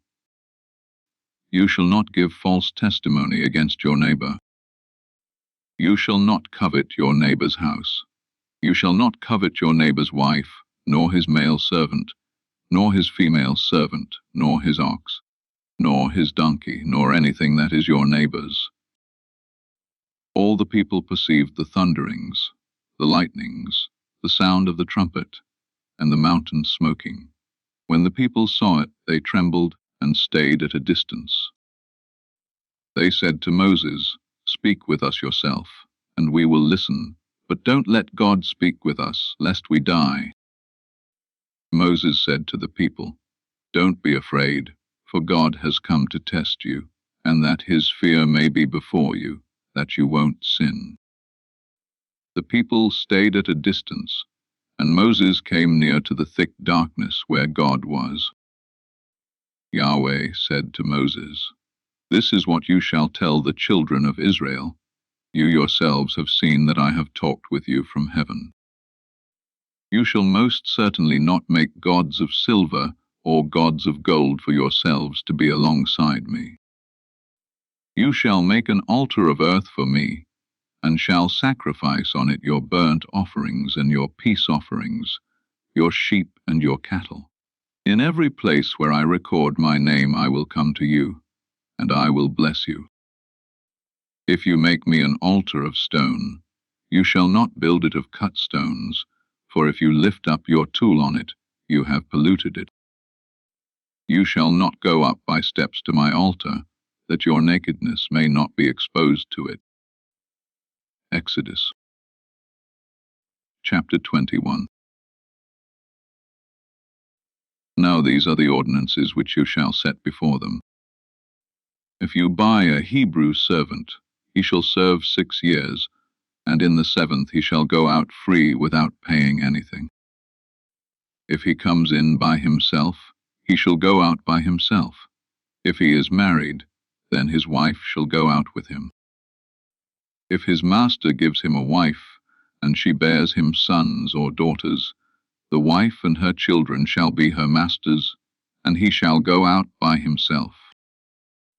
But if the servant shall plainly say, I love my master, my wife, and my children, I will not go out free, then his master shall bring him to God, and shall bring him to the door or to the doorpost, and his master shall bore his ear through with an awl, and he shall serve him forever.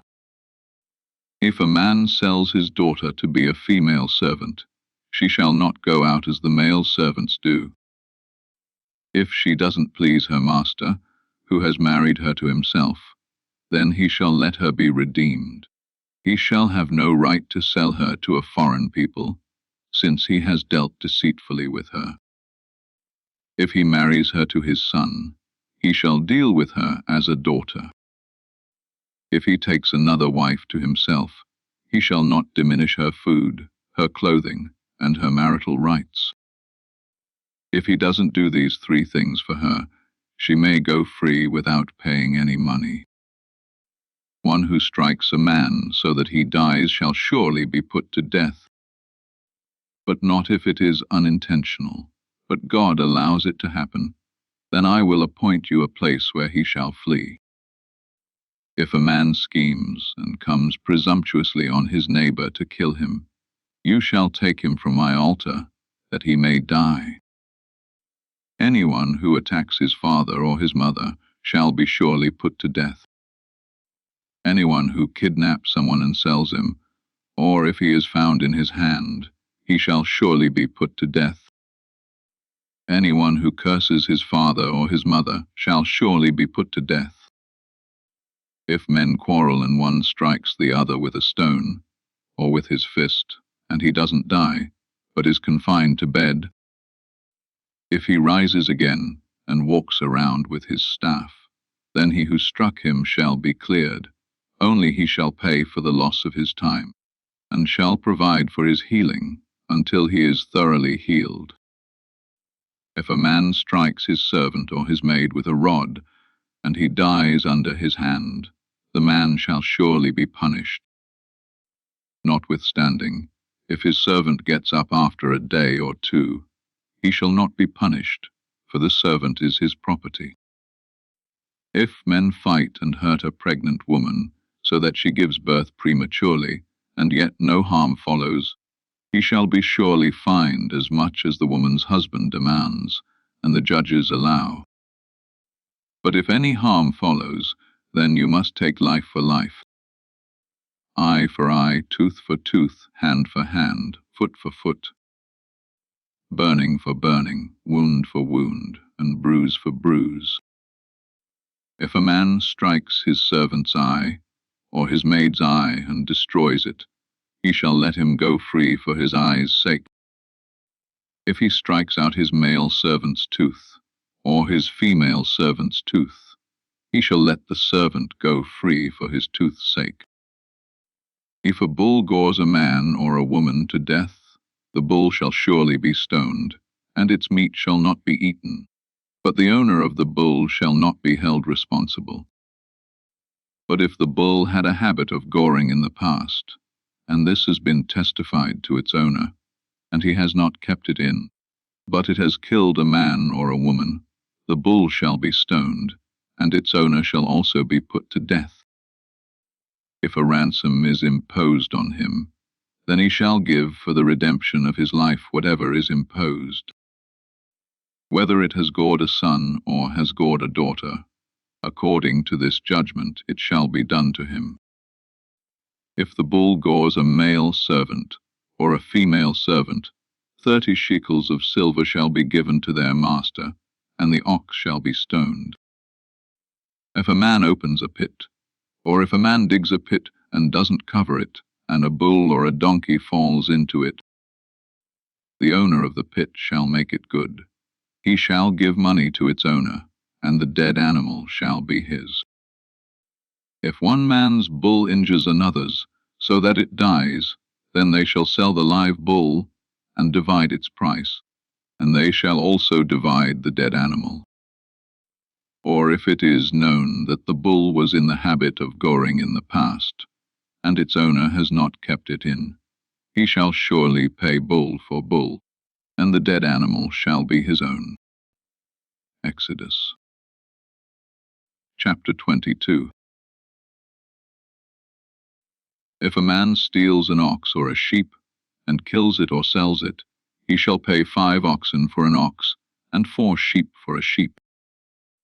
If the thief is found breaking in, and is struck so that he dies, there shall be no guilt of bloodshed for him. If the sun has risen on him, he is guilty of bloodshed. He shall make restitution.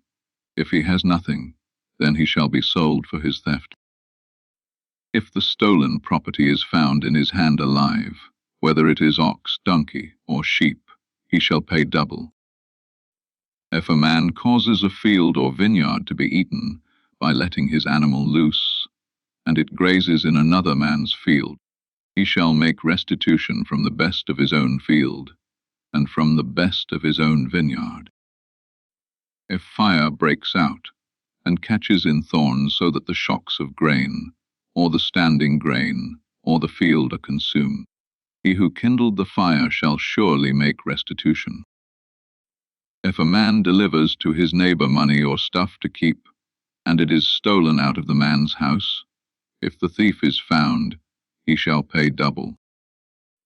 If the thief isn't found, then the master of the house shall come near to God, to find out whether or not he has put his hand on his neighbor's goods. For every matter of trespass, whether it is for ox, for donkey, for sheep, for clothing, or for any kind of lost thing, about which one says, "This is mine," the cause of both parties shall come before God. He whom God condemns shall pay double to his neighbor. If a man delivers to his neighbor a donkey, an ox, a sheep, or any animal to keep, and it dies or is injured or driven away, no man seeing it, and the oath of Yahweh shall be between them both, he has not put his hand on his neighbor's goods, and its owner shall accept it, and he shall not make restitution. But if it is stolen from him, the one who stole shall make restitution to its owner. If it is torn in pieces, let him bring it for evidence. He shall not make good that which was torn. If a man borrows anything of his neighbor's, and it is injured, or dies, its owner not being with it, he shall surely make restitution. If its owner is with it, he shall not make it good. If it is a leased thing, it came for its lease. If a man entices a virgin, who isn't pledged to be married, and lies with her, he shall surely pay a dowry for her to be his wife. If her father utterly refuses to give her to him, he shall pay money according to the dowry of virgins. You shall not allow a sorceress to live. Whoever has sex with an animal shall surely be put to death. He who sacrifices to any god, except to Yahweh only, shall be utterly destroyed. You shall not wrong an alien or oppress him, for you were aliens in the land of Egypt. You shall not take advantage of any widow or fatherless child. If you take advantage of them at all, and they cry at all to me, I will surely hear their cry, and my wrath will grow hot, and I will kill you with the sword, and your wives shall be widows, and your children fatherless. If you lend money to any of my people with you who is poor, you shall not be to him as a creditor. You shall not charge him interest.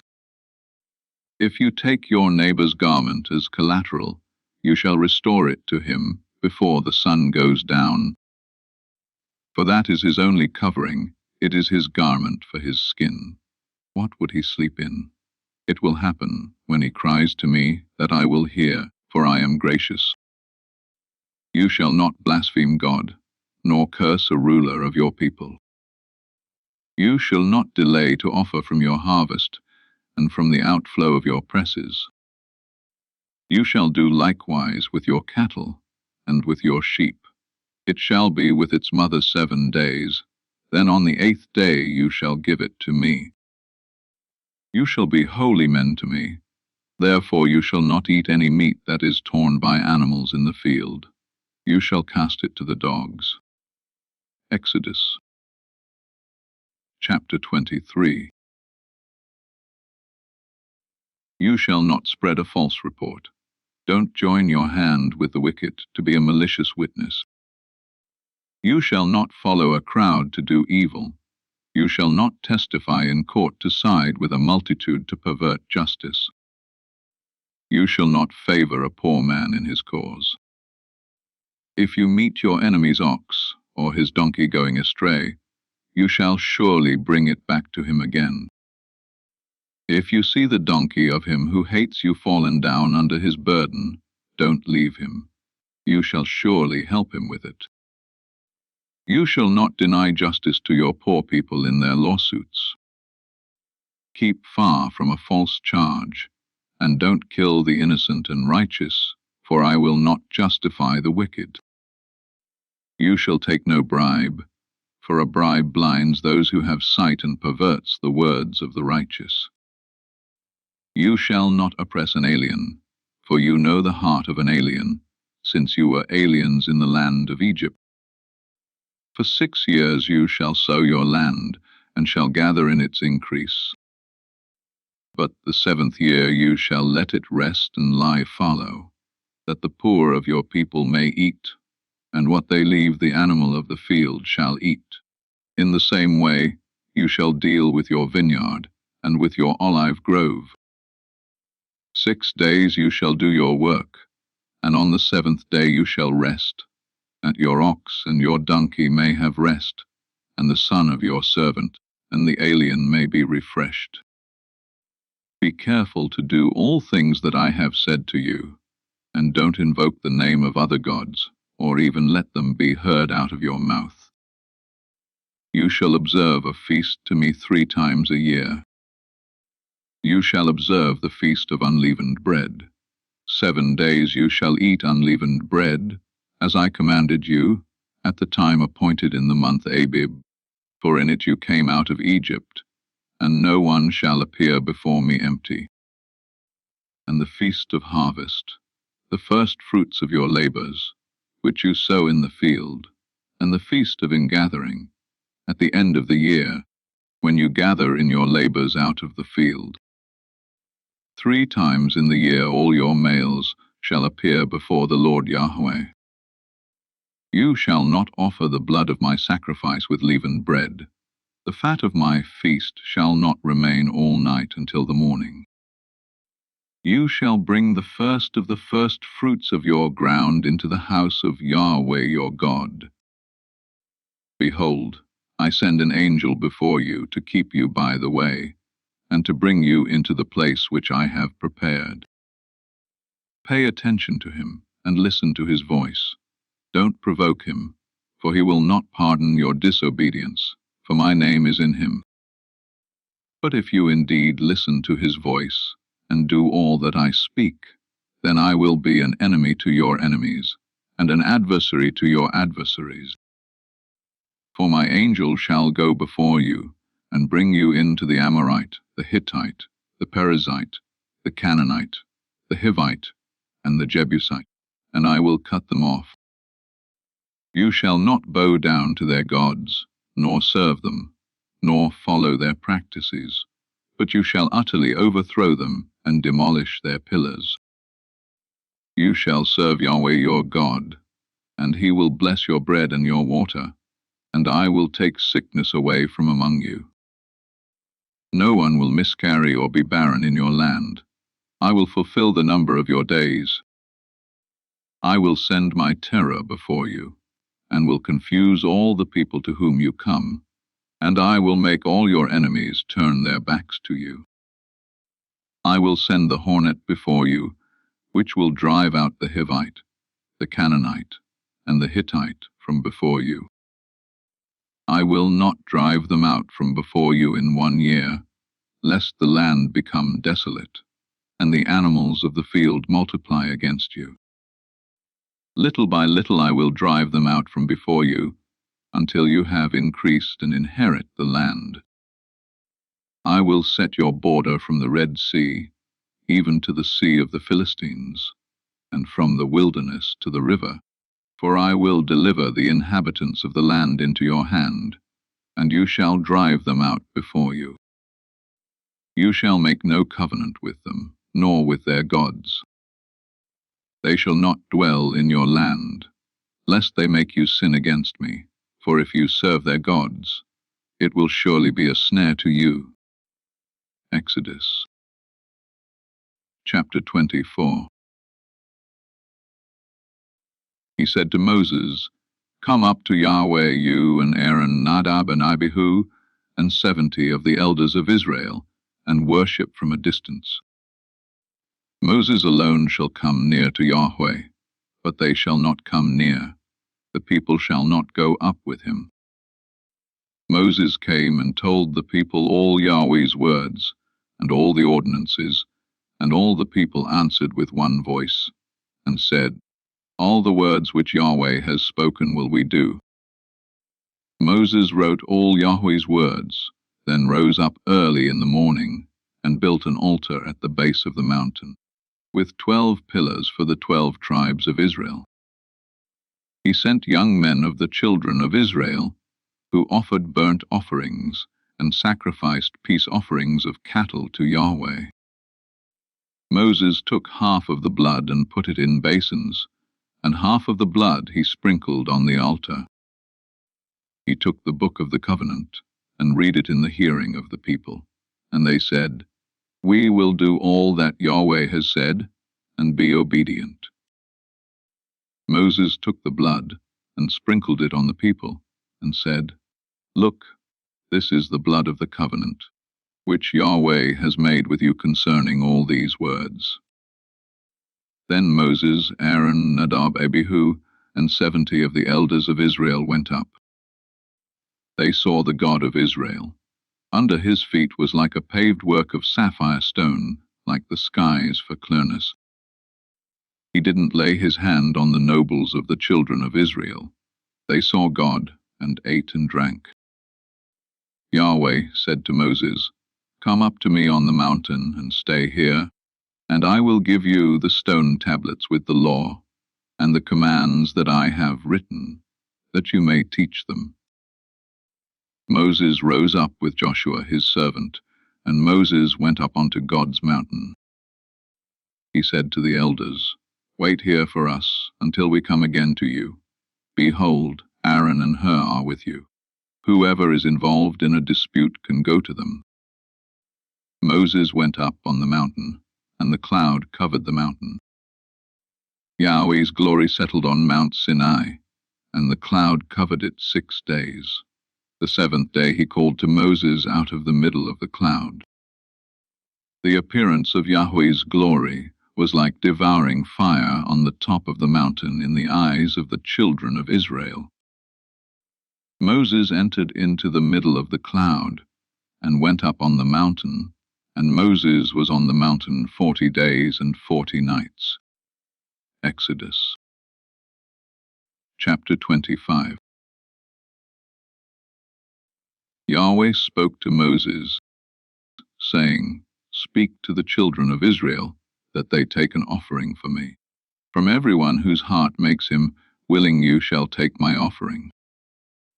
This is the offering which you shall take from them, gold, silver, bronze, blue, purple, scarlet, fine linen, goat's hair, ram skins dyed red, sea-cow hides, acacia wood, an oil for the light, spices for the anointing oil, and for the sweet incense, onyx stones, and stones to be set for the ephod and for the breastplate. Let them make me a sanctuary, that I may dwell among them.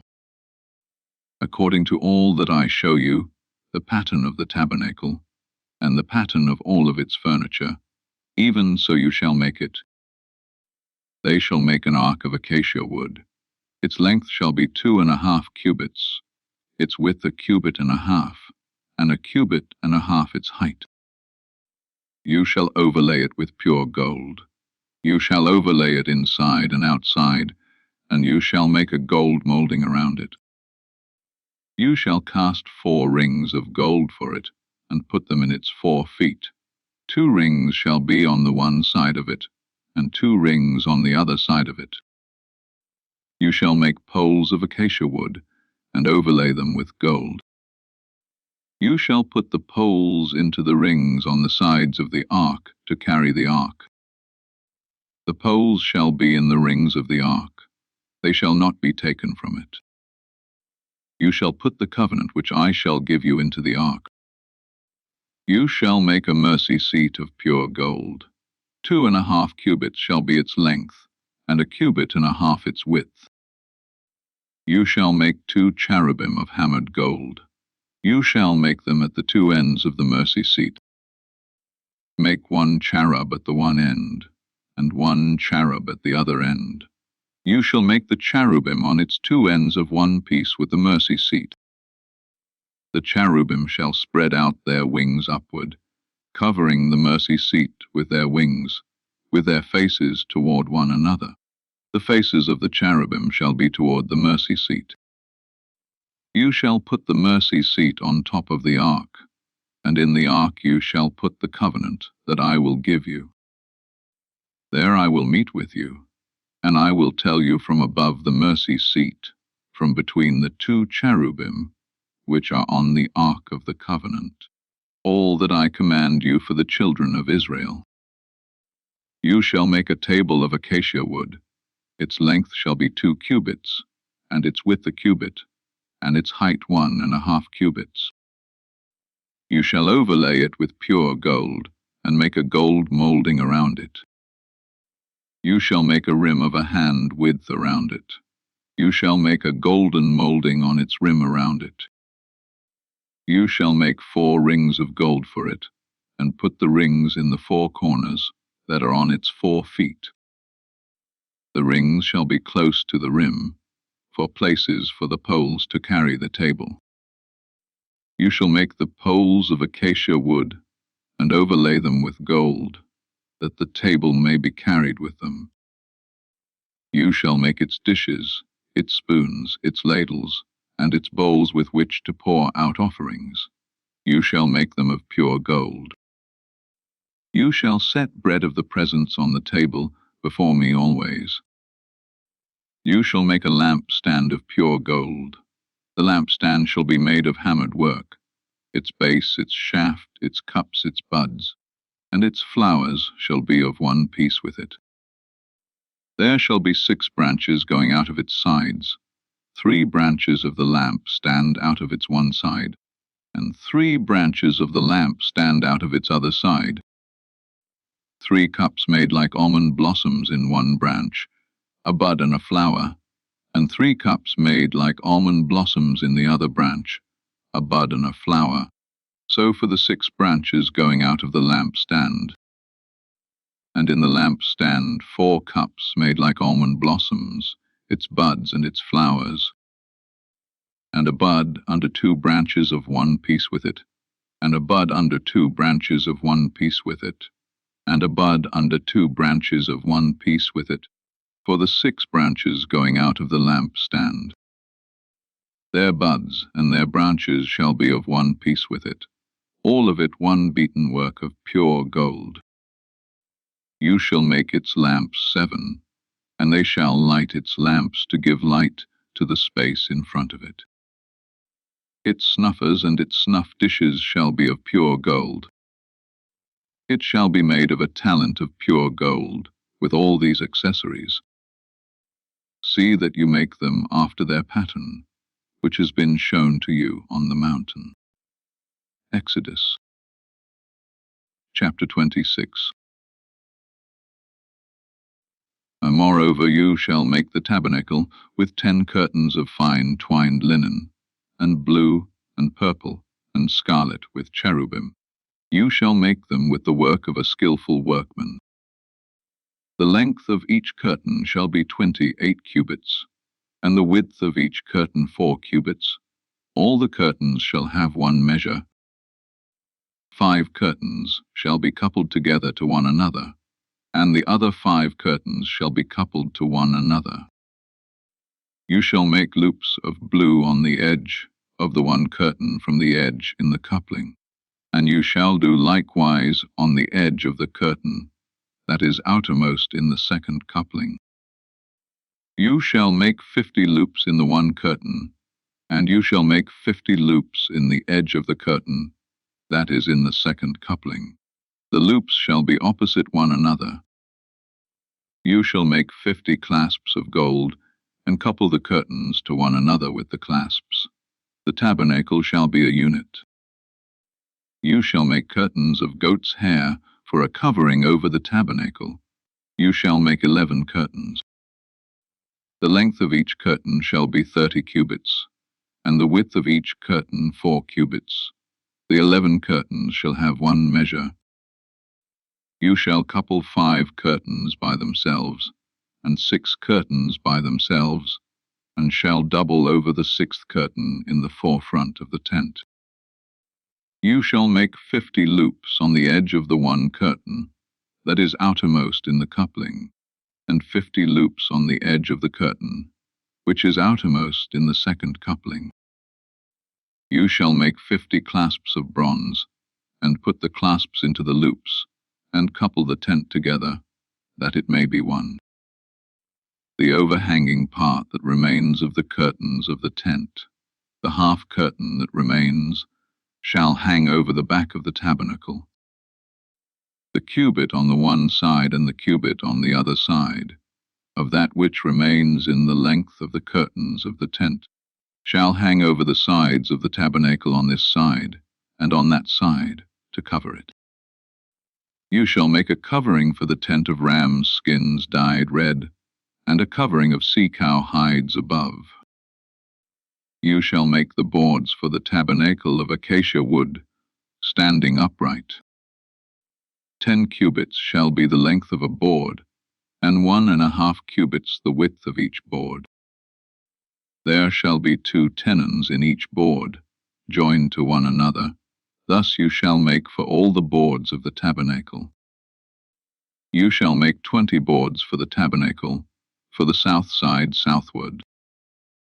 You shall make 40 sockets of silver under the 20 boards, 2 sockets under one board for its 2 tenons, and 2 sockets under another board for its 2 tenons. For the second side of the tabernacle, on the north side, 20 boards, and their 40 sockets of silver, 2 sockets under one board, and 2 sockets under another board. For the far side of the tabernacle westward you shall make 6 boards. You shall make 2 boards for the corners of the tabernacle in the far side. They shall be double beneath, and in the same way they shall be whole to its top to one ring. Thus shall it be for them both. They shall be for the 2 corners. There shall be 8 boards, and their sockets of silver, 16 sockets, 2 sockets under one board, and 2 sockets under another board. You shall make bars of acacia wood, 5 for the boards of the one side of the tabernacle, and 5 bars for the boards of the other side of the tabernacle, and 5 bars for the boards of the side of the tabernacle, for the far side westward. The middle bar in the middle of the boards shall pass through from end to end. You shall overlay the boards with gold, and make their rings of gold for places for the bars. You shall overlay the bars with gold. You shall set up the tabernacle, according to the way that it was shown to you on the mountain. You shall make a veil of blue, and purple, and scarlet, and fine-twined linen, with cherubim. It shall be the work of a skillful workman. You shall hang it on 4 pillars of acacia overlaid with gold. Their hooks shall be of gold, on 4 sockets of silver. You shall hang up the veil under the clasps, and shall bring the ark of the covenant in there, within the veil. The veil shall separate the holy place from the most holy for you. You shall put the mercy seat on the ark of the covenant in the most holy place. You shall set the table outside the veil, and the lamp stand opposite the table on the side of the tabernacle toward the south. You shall put the table on the north side. You shall make a screen for the door of the tent of blue and purple and scarlet and fine twined linen, the work of the embroiderer. You shall make for the screen 5 pillars of acacia, and overlay them with gold. Their hooks shall be of gold. You shall cast 5 sockets of bronze for them. Exodus chapter 27.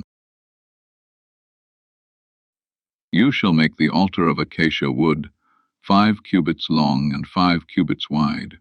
The altar shall be square, its height shall be 3 cubits.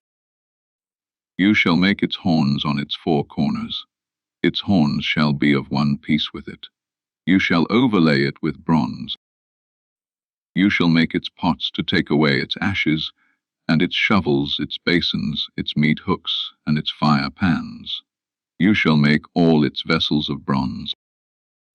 You shall make a grating for it of network of bronze. On the net you shall make 4 bronze rings in its 4 corners. You shall put it under the ledge around the altar beneath, that the net may reach halfway up the altar. You shall make poles for the altar, poles of acacia wood, and overlay them with bronze. Its poles shall be put into the rings, and the poles shall be on the 2 sides of the altar when carrying it. You shall make it hollow with planks. They shall make it as it has been shown you on the mountain. You shall make the court of the tabernacle. For the south side southward, there shall be hangings for the court of fine twined linen, 100 cubits long for one side. Its pillars shall be 20, and their sockets 20 of bronze. The hooks of the pillars and their fillets shall be of silver.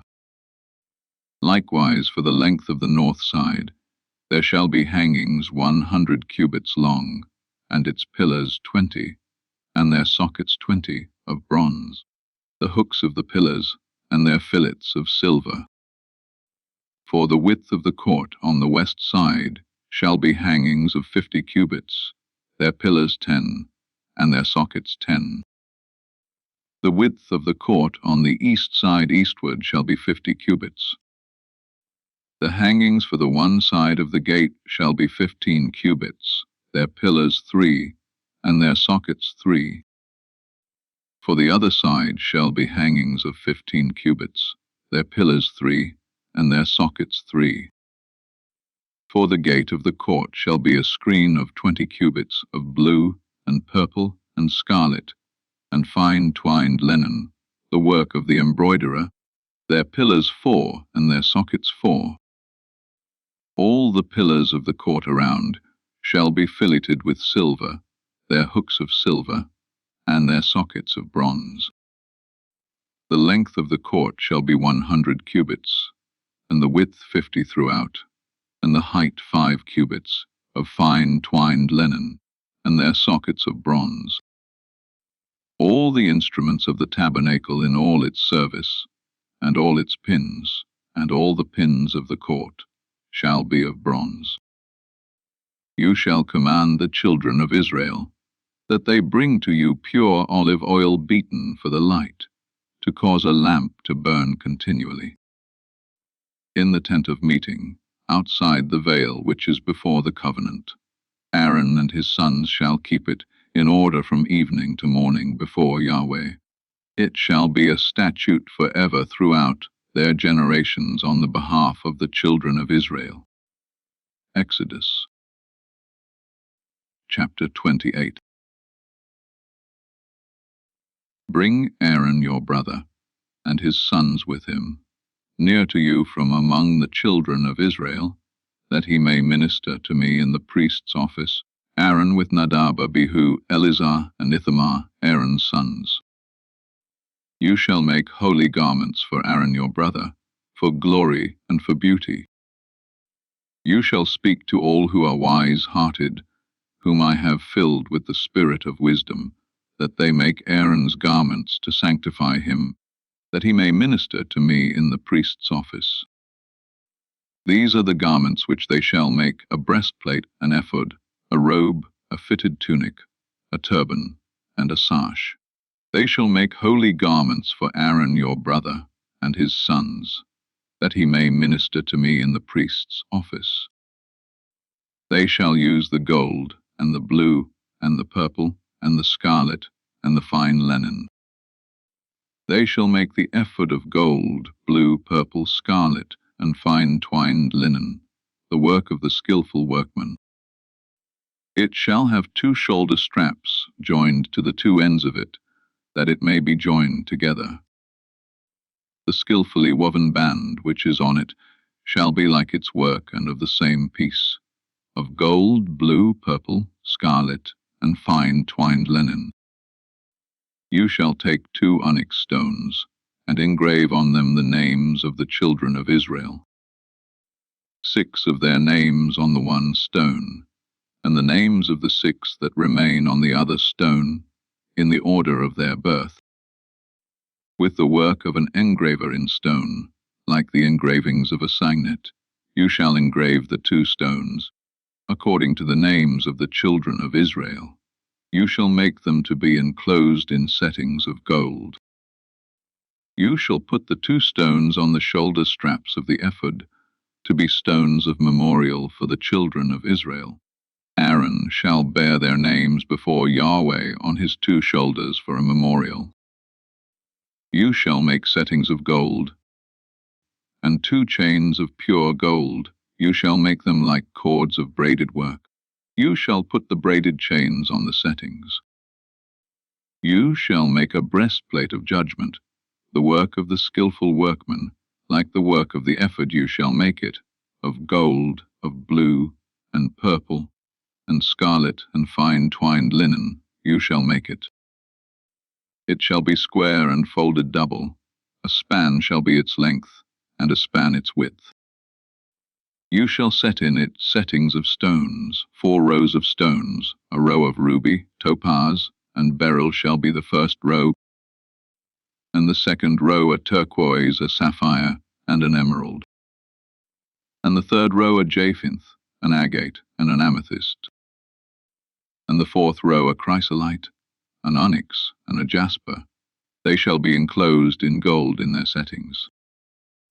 The stones shall be according to the names of the children of Israel, 12, according to their names, like the engravings of a signet. Every one according to his name. They shall be for the 12 tribes. You shall make on the breastplate chains like cords, of braided work of pure gold. You shall make on the breastplate 2 rings of gold, and shall put the 2 rings on the 2 ends of the breastplate. You shall put the 2 braided chains of gold in the 2 rings at the ends of the breastplate. The other 2 ends of the 2 braided chains you shall put on the 2 settings, and put them on the shoulder straps of the ephod in its forepart. You shall make 2 rings of gold, and you shall put them on the 2 ends of the breastplate, on its edge, which is toward the side of the ephod inward. You shall make 2 rings of gold, and shall put them on the 2 shoulder straps of the ephod underneath, in its forepart, close by its coupling, above the skillfully woven band of the ephod. They shall bind the breastplate by its rings to the rings of the ephod with a lace of blue, that it may be on the skillfully woven band of the ephod, and that the breastplate may not swing out from the ephod. Aaron shall bear the names of the children of Israel in the breastplate of judgment on his heart, when he goes into the holy place, for a memorial before Yahweh continually. You shall put in the breastplate of judgment the Urim and the Thummim, and they shall be on Aaron's heart, when he goes in before Yahweh. Aaron shall bear the judgment of the children of Israel on his heart, before Yahweh continually. You shall make the robe of the ephod all of blue. It shall have a hole for the head in the middle of it. It shall have a binding of woven work around its hole, as it were the hole of a coat of mail, that it not be torn. On its hem you shall make pomegranates of blue, and of purple, and of scarlet, all around its hem, with bells of gold between and around them. A golden bell and a pomegranate, a golden bell and a pomegranate, around the hem of the robe. It shall be on Aaron to minister, and its sound shall be heard when he goes into the holy place before Yahweh, and when he comes out, that he not die. You shall make a plate of pure gold, and engrave on it, like the engravings of a signet, holy to Yahweh. You shall put it on a lace of blue, and it shall be on the sash. It shall be on the front of the sash. It shall be on Aaron's forehead, and Aaron shall bear the iniquity of the holy things, which the children of Israel shall make holy in all their holy gifts, and it shall be always on his forehead, that they may be accepted before Yahweh.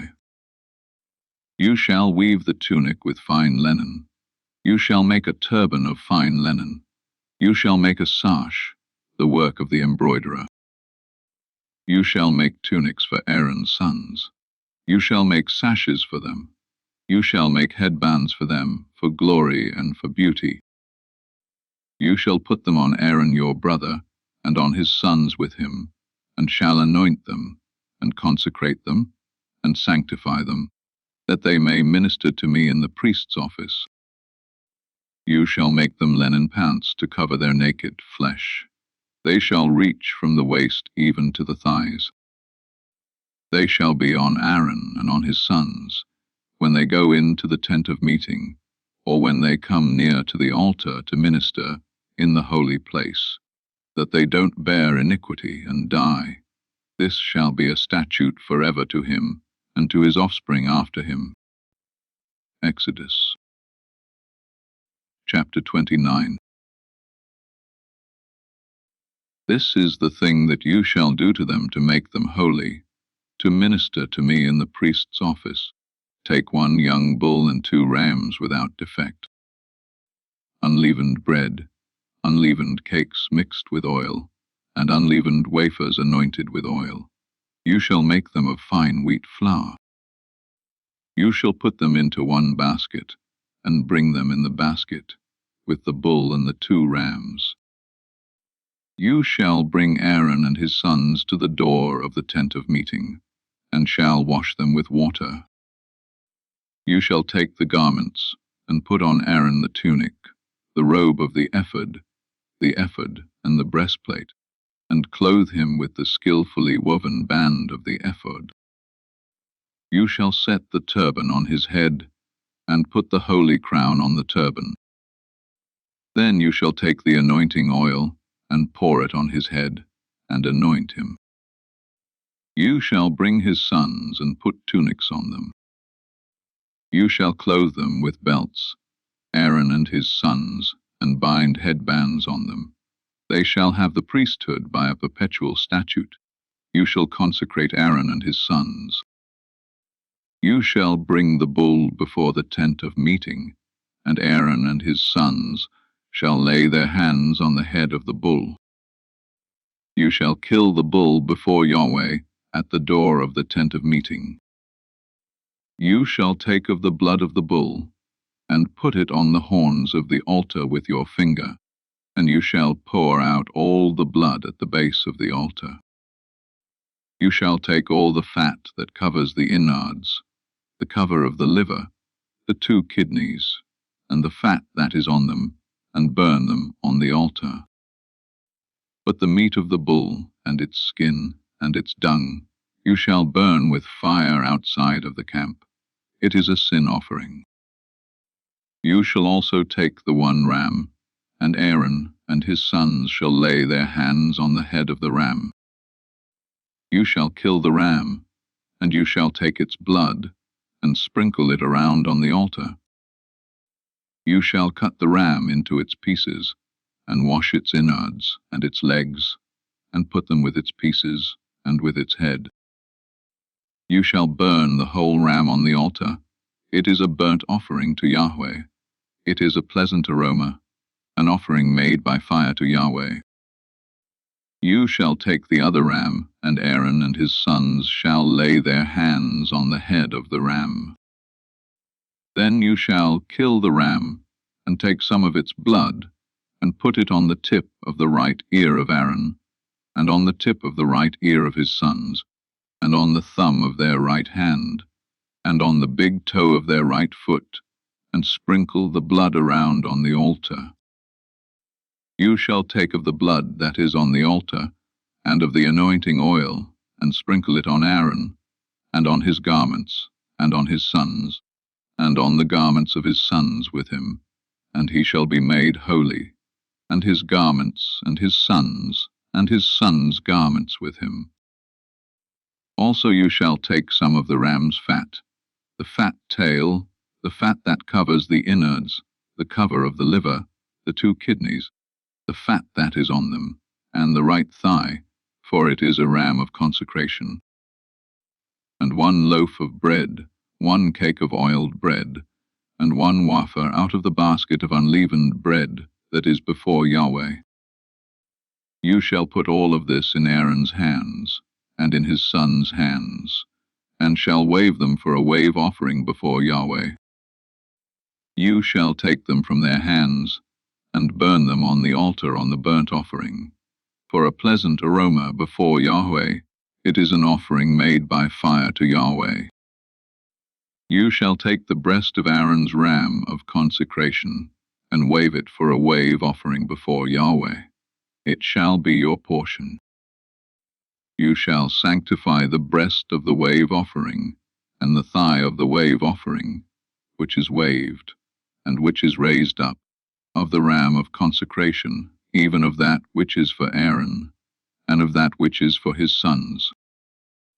It shall be for Aaron and his sons, as their portion forever from the children of Israel, for it is a wave offering. It shall be a wave offering from the children of Israel of the sacrifices of their peace offerings, even their wave offering to Yahweh. The holy garments of Aaron shall be for his sons after him, to be anointed in them, and to be consecrated in them. 7 days shall the son who is priest in his place put them on, when he comes into the tent of meeting, to minister in the holy place. You shall take the ram of consecration, and boil its meat in a holy place. Aaron and his sons shall eat the meat of the ram, and the bread that is in the basket, at the door of the tent of meeting. They shall eat those things with which atonement was made, to consecrate and sanctify them, but a stranger shall not eat of it, because they are holy. If anything of the meat of the consecration, or of the bread, remains to the morning, then you shall burn the remainder with fire. It shall not be eaten, because it is holy. You shall do so to Aaron and to his sons, according to all that I have commanded you. You shall consecrate them 7 days. Every day you shall offer the bull of sin offering for atonement. You shall cleanse the altar when you make atonement for it. You shall anoint it to sanctify it. 7 days you shall make atonement for the altar and sanctify it, and the altar shall be most holy. Whatever touches the altar shall be holy. Now this is that which you shall offer on the altar, 2 lambs a year old day by day continually. The 1 lamb you shall offer in the morning, and the other lamb you shall offer at evening. And with the 1 lamb 1/10 part of an ephah of fine flour, mixed with the 4th part of a hin of beaten oil, and the 4th part of a hin of wine for a drink offering. The other lamb you shall offer at evening, and shall do to it according to the meal offering of the morning, and according to its drink offering, for a pleasant aroma, an offering made by fire to Yahweh.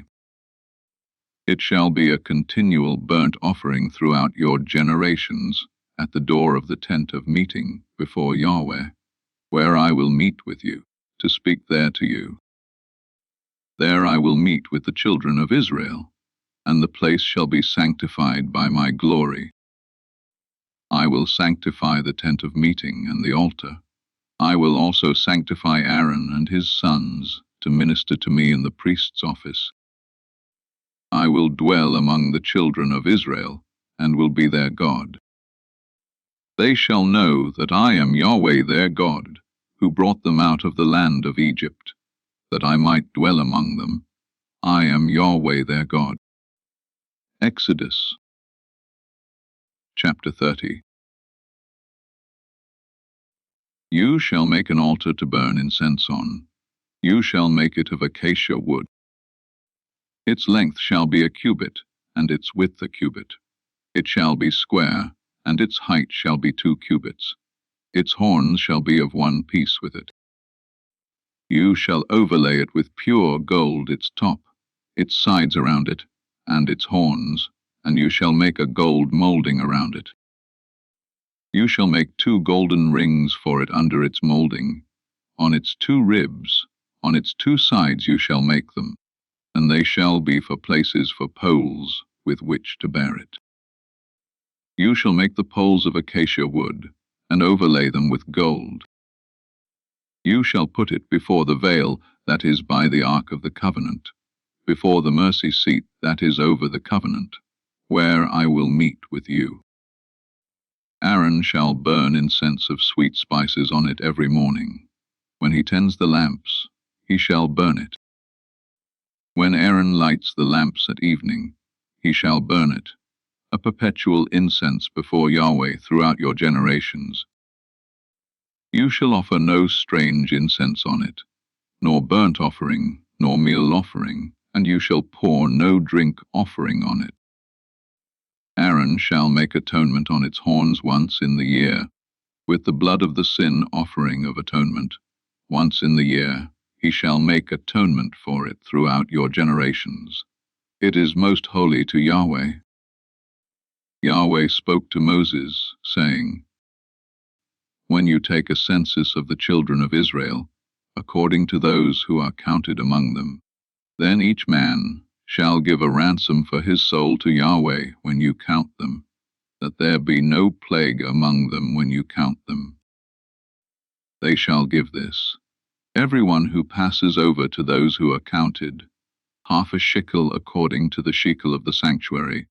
The shekel is 20 gerahs, half a shekel for an offering to Yahweh. Everyone who passes over to those who are counted, from 20 years old and upward, shall give the offering to Yahweh. The rich shall not give more, and the poor shall not give less than the half shekel, when they give the offering of Yahweh to make atonement for your souls. You shall take the atonement money from the children of Israel, and shall appoint it for the service of the tent of meeting, that it may be a memorial for the children of Israel before Yahweh, to make atonement for your souls. Yahweh spoke to Moses, saying, You shall also make a basin of bronze, and its base of bronze in which to wash. You shall put it between the tent of meeting and the altar, and you shall put water in it. Aaron and his sons shall wash their hands and their feet in it. When they go into the tent of meeting, they shall wash with water, that they don't die, or when they come near to the altar to minister, to burn an offering made by fire to Yahweh. So they shall wash their hands and their feet, that they not die. This shall be a statute forever to them, even to him and to his descendants throughout their generations. Moreover, Yahweh spoke to Moses, saying, Also take fine spices of liquid myrrh, 500 shekels, and of fragrant cinnamon half as much, even 250, and of fragrant cane, 250, and of cassia 500, according to the shekel of the sanctuary, and a hin of olive oil. You shall make it into a holy anointing oil, a perfume compounded after the art of the perfumer. It shall be a holy anointing oil. You shall use it to anoint the tent of meeting, the ark of the covenant, the table and all its articles, the lampstand and its accessories, the altar of incense, the altar of burnt offering with all its utensils, and the basin with its base. You shall sanctify them, that they may be most holy. Whatever touches them shall be holy. You shall anoint Aaron and his sons, and sanctify them, that they may minister to me in the priest's office. You shall speak to the children of Israel, saying, This shall be a holy anointing oil to me throughout your generations. It shall not be poured on man's flesh, and do not make any like it, according to its composition. It is holy. It shall be holy to you. Whoever compounds any like it, or whoever puts any of it on a stranger, he shall be cut off from his people. Yahweh said to Moses, Take to yourself sweet spices, gum, resin, onycha, and galbanum, sweet spices with pure frankincense. There shall be an equal weight of each. You shall make incense of it, a perfume after the art of the perfumer, seasoned with salt, pure and holy. You shall beat some of it very small, and put some of it before the covenant in the tent of meeting, where I will meet with you. It shall be to you most holy.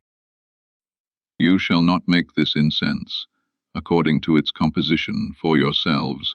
It shall be to you holy for Yahweh. Whoever shall make any like that, to smell of it, he shall be cut off from his people. Exodus chapter 31. Yahweh spoke to Moses, saying, Behold, I have called by name Bezalel the son of Uri, the son of Hur, of the tribe of Judah. I have filled him with the Spirit of God, in wisdom, and in understanding, and in knowledge, and in all kinds of workmanship, to devise skillful works, to work in gold, and in silver, and in bronze, and in cutting of stones for setting, and in carving of wood, to work in all kinds of workmanship. Behold, I myself have appointed with him Oholiab, the son of Ahisamach, of the tribe of Dan, and in the heart of all who are wise, hearted I have put wisdom, that they may make all that I have commanded you: the tent of meeting, the ark of the covenant, the mercy seat that is on it, all the furniture of the tent, the table and its vessels, the pure lampstand with all its vessels, the altar of incense, the altar of burnt offering with all its vessels, the basin and its base, the finely worked garments, the holy garments for Aaron the priest, the garments of his sons to minister in the priest's office, the anointing oil, and the incense of sweet spices for the holy place, according to all that I have commanded you they shall do.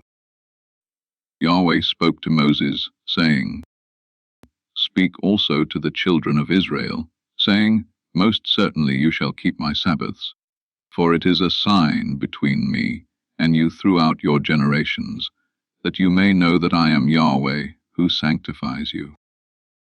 You shall keep the Sabbath therefore, for it is holy to you.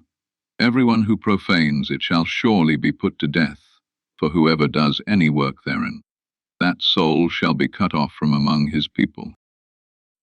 6 days shall work be done, but on the 7th day is a Sabbath of solemn rest, holy to Yahweh. Whoever does any work on the Sabbath day shall surely be put to death. Therefore the children of Israel shall keep the Sabbath, to observe the Sabbath throughout their generations, for a perpetual covenant. It is a sign between me and the children of Israel forever. For in 6 days Yahweh made heaven and earth, and on the 7th day he rested, and was refreshed. When he finished speaking with him on Mount Sinai, he gave Moses the 2 tablets of the covenant, stone tablets, written with God's finger. Exodus Chapter 32. When the people saw that Moses delayed coming down from the mountain, the people gathered themselves together to Aaron, and said to him, Come, make us gods, which shall go before us. For as for this Moses, the man who brought us up out of the land of Egypt, we don't know what has become of him. Aaron said to them, Take off the golden rings, which are in the ears of your wives, of your sons, and of your daughters, and bring them to me. All the people took off the golden rings which were in their ears, and brought them to Aaron. He received what they handed him, fashioned it with an engraving tool, and made it a molded calf. Then they said, These are your gods, Israel, which brought you up out of the land of Egypt. When Aaron saw this, he built an altar before it, and Aaron made a proclamation and said, Tomorrow shall be a feast to Yahweh. They rose up early on the next day, and offered burnt offerings, and brought peace offerings, and the people sat down to eat and to drink, and rose up to play. Yahweh spoke to Moses, Go, get down, for your people, whom you brought up out of the land of Egypt, have corrupted themselves. They have turned away quickly out of the way which I commanded them. They have made themselves a molded calf, and have worshipped it, and have sacrificed to it, and said, These are your gods, Israel, which brought you up out of the land of Egypt. Yahweh said to Moses, I have seen these people, and behold, they are a stiff-necked people. Now therefore leave me alone, that my wrath may burn hot against them, and that I may consume them, and I will make of you a great nation. Moses begged Yahweh his God, and said, Yahweh, why does your wrath burn hot against your people, that you have brought out of the land of Egypt with great power, and with a mighty hand? Why should the Egyptians talk, saying, He brought them out for evil, to kill them in the mountains, and to consume them from the surface of the earth? Turn from your fierce wrath, and turn away from this evil against your people. Remember Abraham, Isaac, and Israel your servants, to whom you swore by your own self, and said to them, I will multiply your offspring as the stars of the sky, and all this land that I have spoken of I will give to your offspring, and they shall inherit it forever. So Yahweh turned away from the evil which he said he would do to his people. Moses turned and went down from the mountain, with the 2 tablets of the covenant in his hand, tablets that were written on both their sides. They were written on one side and on the other. The tablets were the work of God, and the writing was the writing of God, engraved on the tablets. When Joshua heard the noise of the people as they shouted, he said to Moses, There is the noise of war in the camp. He said, It isn't the voice of those who shout for victory. It is not the voice of those who cry for being overcome, but the noise of those who sing that I hear. As soon as he came near to the camp, he saw the calf and the dancing. Then Moses' anger grew hot, and he threw the tablets out of his hands, and broke them beneath the mountain. He took the calf which they had made, and burned it with fire, ground it to powder, and scattered it on the water, and made the children of Israel drink it. Moses said to Aaron, What did these people do to you, that you have brought a great sin on them? Aaron said, Don't let the anger of my Lord grow hot. You know the people, that they are set on evil. For they said to me, Make us gods, which shall go before us. As for this Moses, the man who brought us up out of the land of Egypt, we don't know what has become of him. I said to them, Whoever has any gold, let them take it off. So they gave it to me, and I threw it into the fire, and out came this calf. When Moses saw that the people were out of control, for Aaron had let them lose control, causing derision among their enemies, Then Moses stood in the gate of the camp and said, "Whoever is on Yahweh's side, come to me." He said to them, "Yahweh, the God of Israel, says, 'Every man put his sword on his thigh, and go back and forth from gate to gate throughout the camp, and every man kill his brother, and every man his companion, and every man his neighbor.'" The sons of Levi did according to the word of Moses. About 3,000 men fell of the people that day. Moses said, "Consecrate yourselves today to Yahweh, for every man was against his son and against his brother, that he may give you a blessing today." On the next day Moses said to the people, "You have sinned a great sin. Now I will go up to Yahweh. Perhaps I shall make atonement for your sin." Moses returned to Yahweh and said, "Oh, this people have sinned a great sin, and have made themselves gods of gold. Yet now, if you will, forgive their sin, and if not, please blot me out of your book which you have written."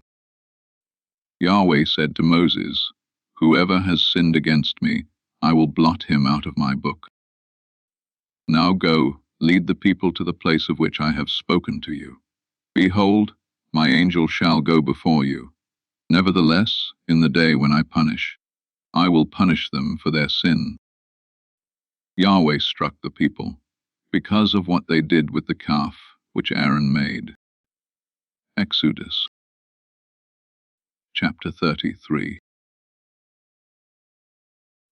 Yahweh spoke to Moses, "Depart, go up from here, you and the people that you have brought up out of the land of Egypt, to the land of which I swore to Abraham, to Isaac, and to Jacob, saying, 'I will give it to your offspring.'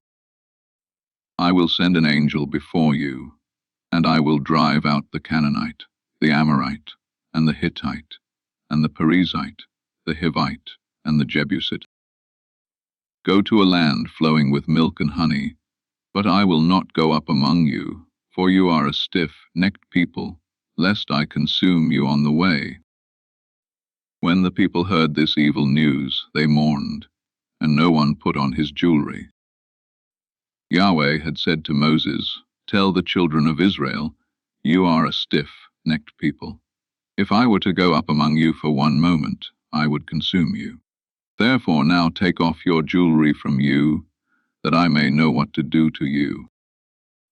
The children of Israel stripped themselves of their jewelry from Mount Horeb onward. Now Moses used to take the tent and pitch it outside the camp, far away from the camp, and he called it the tent of meeting. Everyone who sought Yahweh went out to the tent of meeting, which was outside the camp. When Moses went out to the tent, all the people rose up and stood, everyone at their tent door, and watched Moses until he had gone into the tent. When Moses entered into the tent, the pillar of cloud descended, stood at the door of the tent, and Yahweh spoke with Moses. All the people saw the pillar of cloud stand at the door of the tent, and all the people rose up and worshipped, everyone at their tent door. Yahweh spoke to Moses face to face, as a man speaks to his friend. He turned again into the camp, but his servant Joshua the son of Nun, a young man, didn't depart from the tent. Moses said to Yahweh, "Behold, you tell me, bring up this people, and you haven't let me know whom you will send with me. Yet you have said, 'I know you by name,' and you have also found favor in my sight. Now therefore, if I have found favor in your sight, please show me your way, now that I may know you, so that I may find favor in your sight, and consider that this nation is your people." He said, "My presence will go with you, and I will give you rest." Moses said to him, "If your presence doesn't go with me, don't carry us up from here. For how would people know that I have found favor in your sight, I and your people? Isn't it that you go with us, so that we are separated, I and your people, from all the people who are on the surface of the earth?" Yahweh said to Moses, I will do this thing also that you have spoken, for you have found favor in my sight, and I know you by name. Moses said, Please show me your glory. He said, I will make all my goodness pass before you, and will proclaim Yahweh's name before you. I will be gracious to whom I will be gracious, and will show mercy on whom I will show mercy. He said, You cannot see my face, for man may not see me and live. Yahweh also said, Behold, there is a place by me, and you shall stand on the rock. It will happen, while my glory passes by, that I will put you in a cleft of the rock, and will cover you with my hand until I have passed by. Then I will take away my hand, and you will see my back, but my face shall not be seen. Exodus Chapter 34. Yahweh said to Moses, Chisel 2 stone tablets like the first. I will write on the tablets the words that were on the first tablets, which you broke. Be ready by the morning, and come up in the morning to Mount Sinai, and present yourself there to me on the top of the mountain. No one shall come up with you, or be seen anywhere on the mountain. Do not let the flocks or herds graze in front of that mountain. He chiseled 2 tablets of stone like the first. Then Moses rose up early in the morning, and went up to Mount Sinai, as Yahweh had commanded him, and took in his hand 2 stone tablets. Yahweh descended in the cloud, and stood with him there, and proclaimed Yahweh's name. Yahweh passed by before him, and proclaimed, Yahweh, Yahweh, a merciful and gracious God, slow to anger, and abundant in loving kindness and truth, keeping loving kindness for thousands, forgiving iniquity and disobedience and sin, and who will by no means clear the guilty, visiting the iniquity of the fathers on the children, and on the children's children, on the 3rd and on the 4th generation. Moses hurried and bowed his head toward the earth, and worshipped. He said, If now I have found favor in your sight, Lord, please let the Lord go among us, even though this is a stiff-necked people. Pardon our iniquity and our sin, and take us for your inheritance.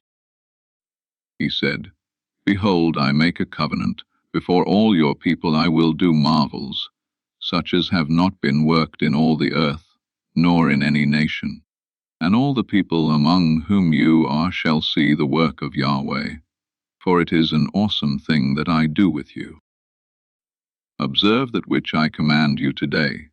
Behold, I will drive out before you the Amorite, the Canaanite, the Hittite, the Perizzite, the Hivite, and the Jebusite.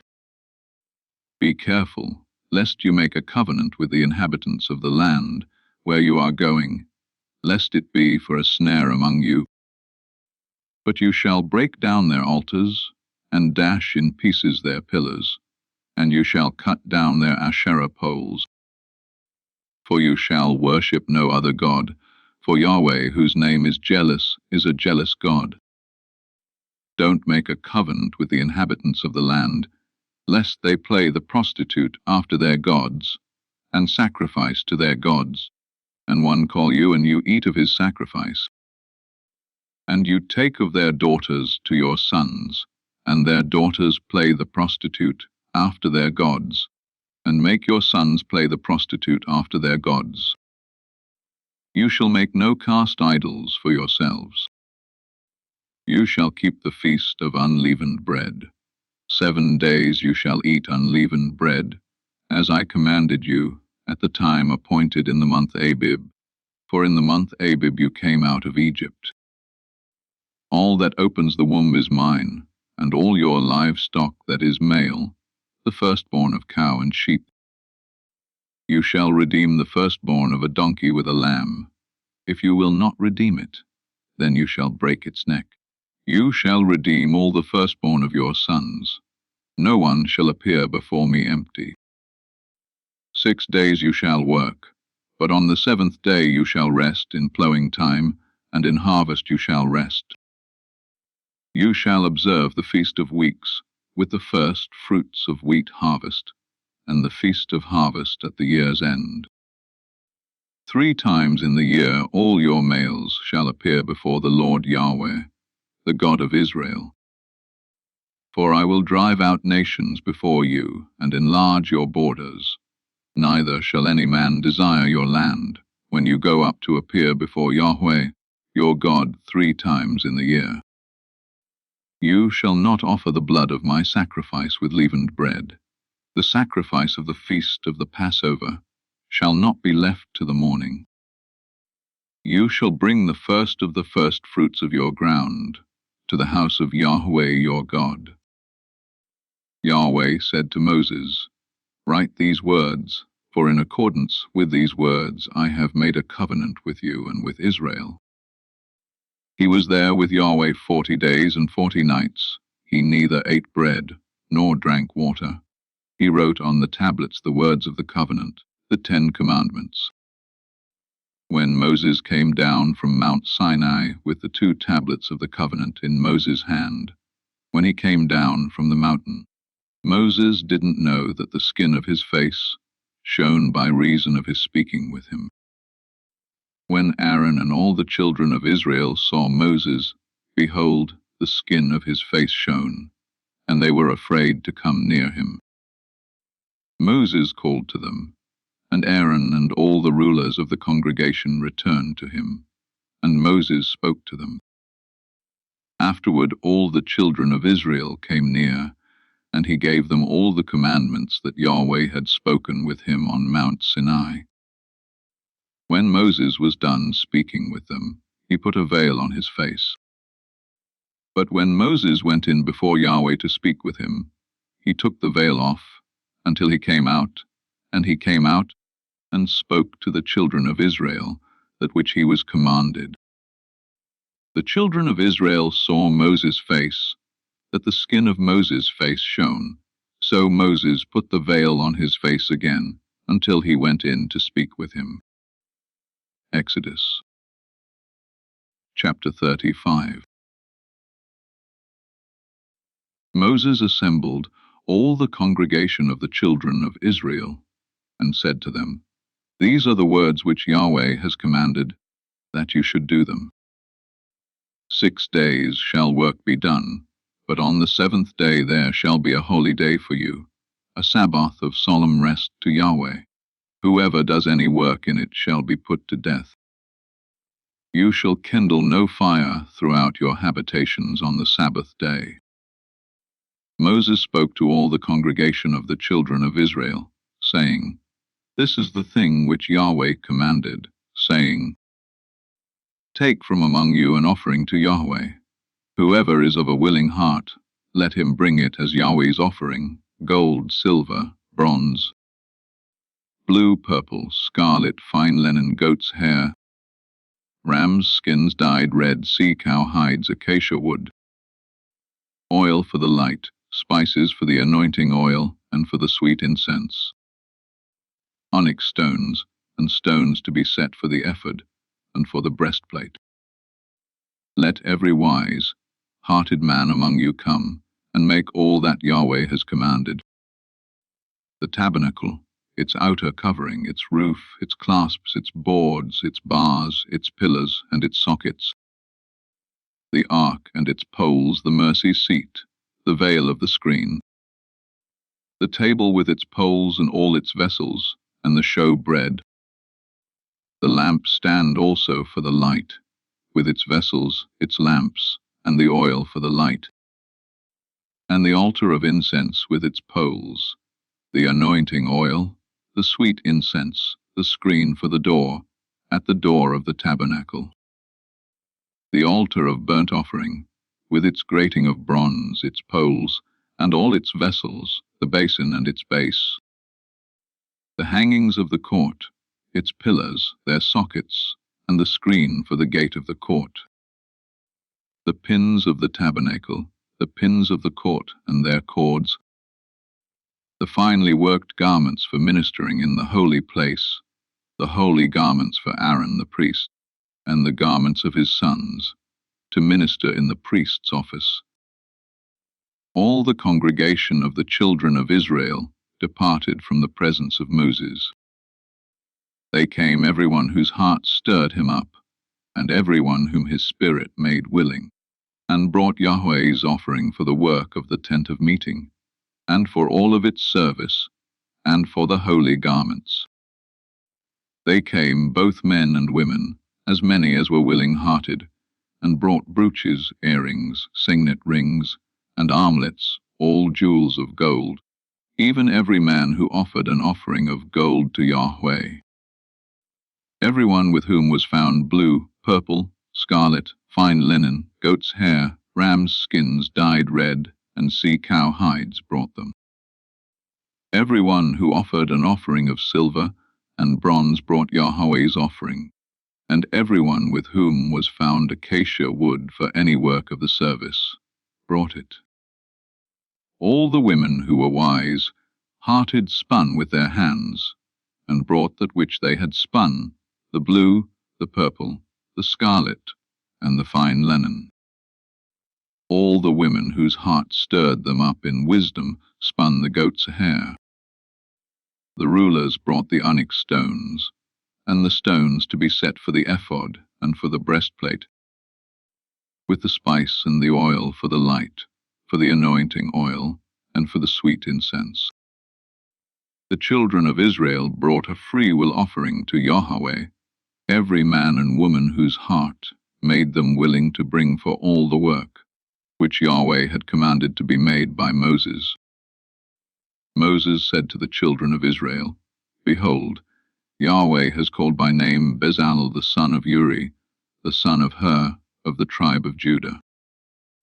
He has filled him with the Spirit of God, in wisdom, in understanding, in knowledge, and in all kinds of workmanship, and to make skillful works, to work in gold, in silver, in bronze, in cutting of stones for setting, and in carving of wood, to work in all kinds of skillful workmanship.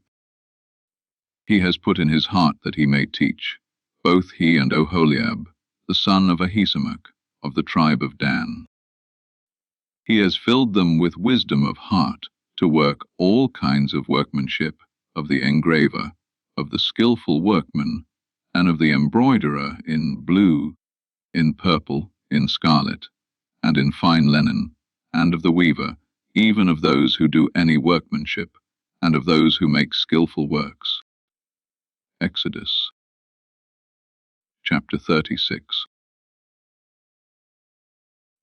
Bezalel and Oholiab shall work with every wise-hearted man, in whom Yahweh has put wisdom and understanding to know how to do all the work for the service of the sanctuary, according to all that Yahweh has commanded. Moses called Bezalel and Oholiab, and every wise-hearted man, in whose heart Yahweh had put wisdom, even everyone whose heart stirred him up to come to the work to do it. They received from Moses all the offering which the children of Israel had brought for the work of the service of the sanctuary, with which to make it. They kept bringing freewill offerings to him every morning. All the wise men, who performed all the work of the sanctuary, each came from his work which he did. They spoke to Moses, saying, The people have brought much more than enough for the service of the work which Yahweh commanded to make. Moses gave a commandment, and they caused it to be proclaimed throughout the camp, saying, Let neither man nor woman make anything else for the offering for the sanctuary. So the people were restrained from bringing. For the stuff they had was sufficient to do all the work, and too much. All the wise-hearted men among those who did the work made the tabernacle with 10 curtains of fine twined linen, blue, purple, and scarlet. They made them with cherubim, the work of a skillful workman. The length of each curtain was 28 cubits, and the width of each curtain 4 cubits. All the curtains had one measure. He coupled 5 curtains to one another, and the other 5 curtains he coupled to one another. He made loops of blue on the edge of the one curtain from the edge in the coupling. Likewise he made in the edge of the curtain that was outermost in the second coupling. He made 50 loops in the one curtain, and he made 50 loops in the edge of the curtain that was in the second coupling. The loops were opposite to one another.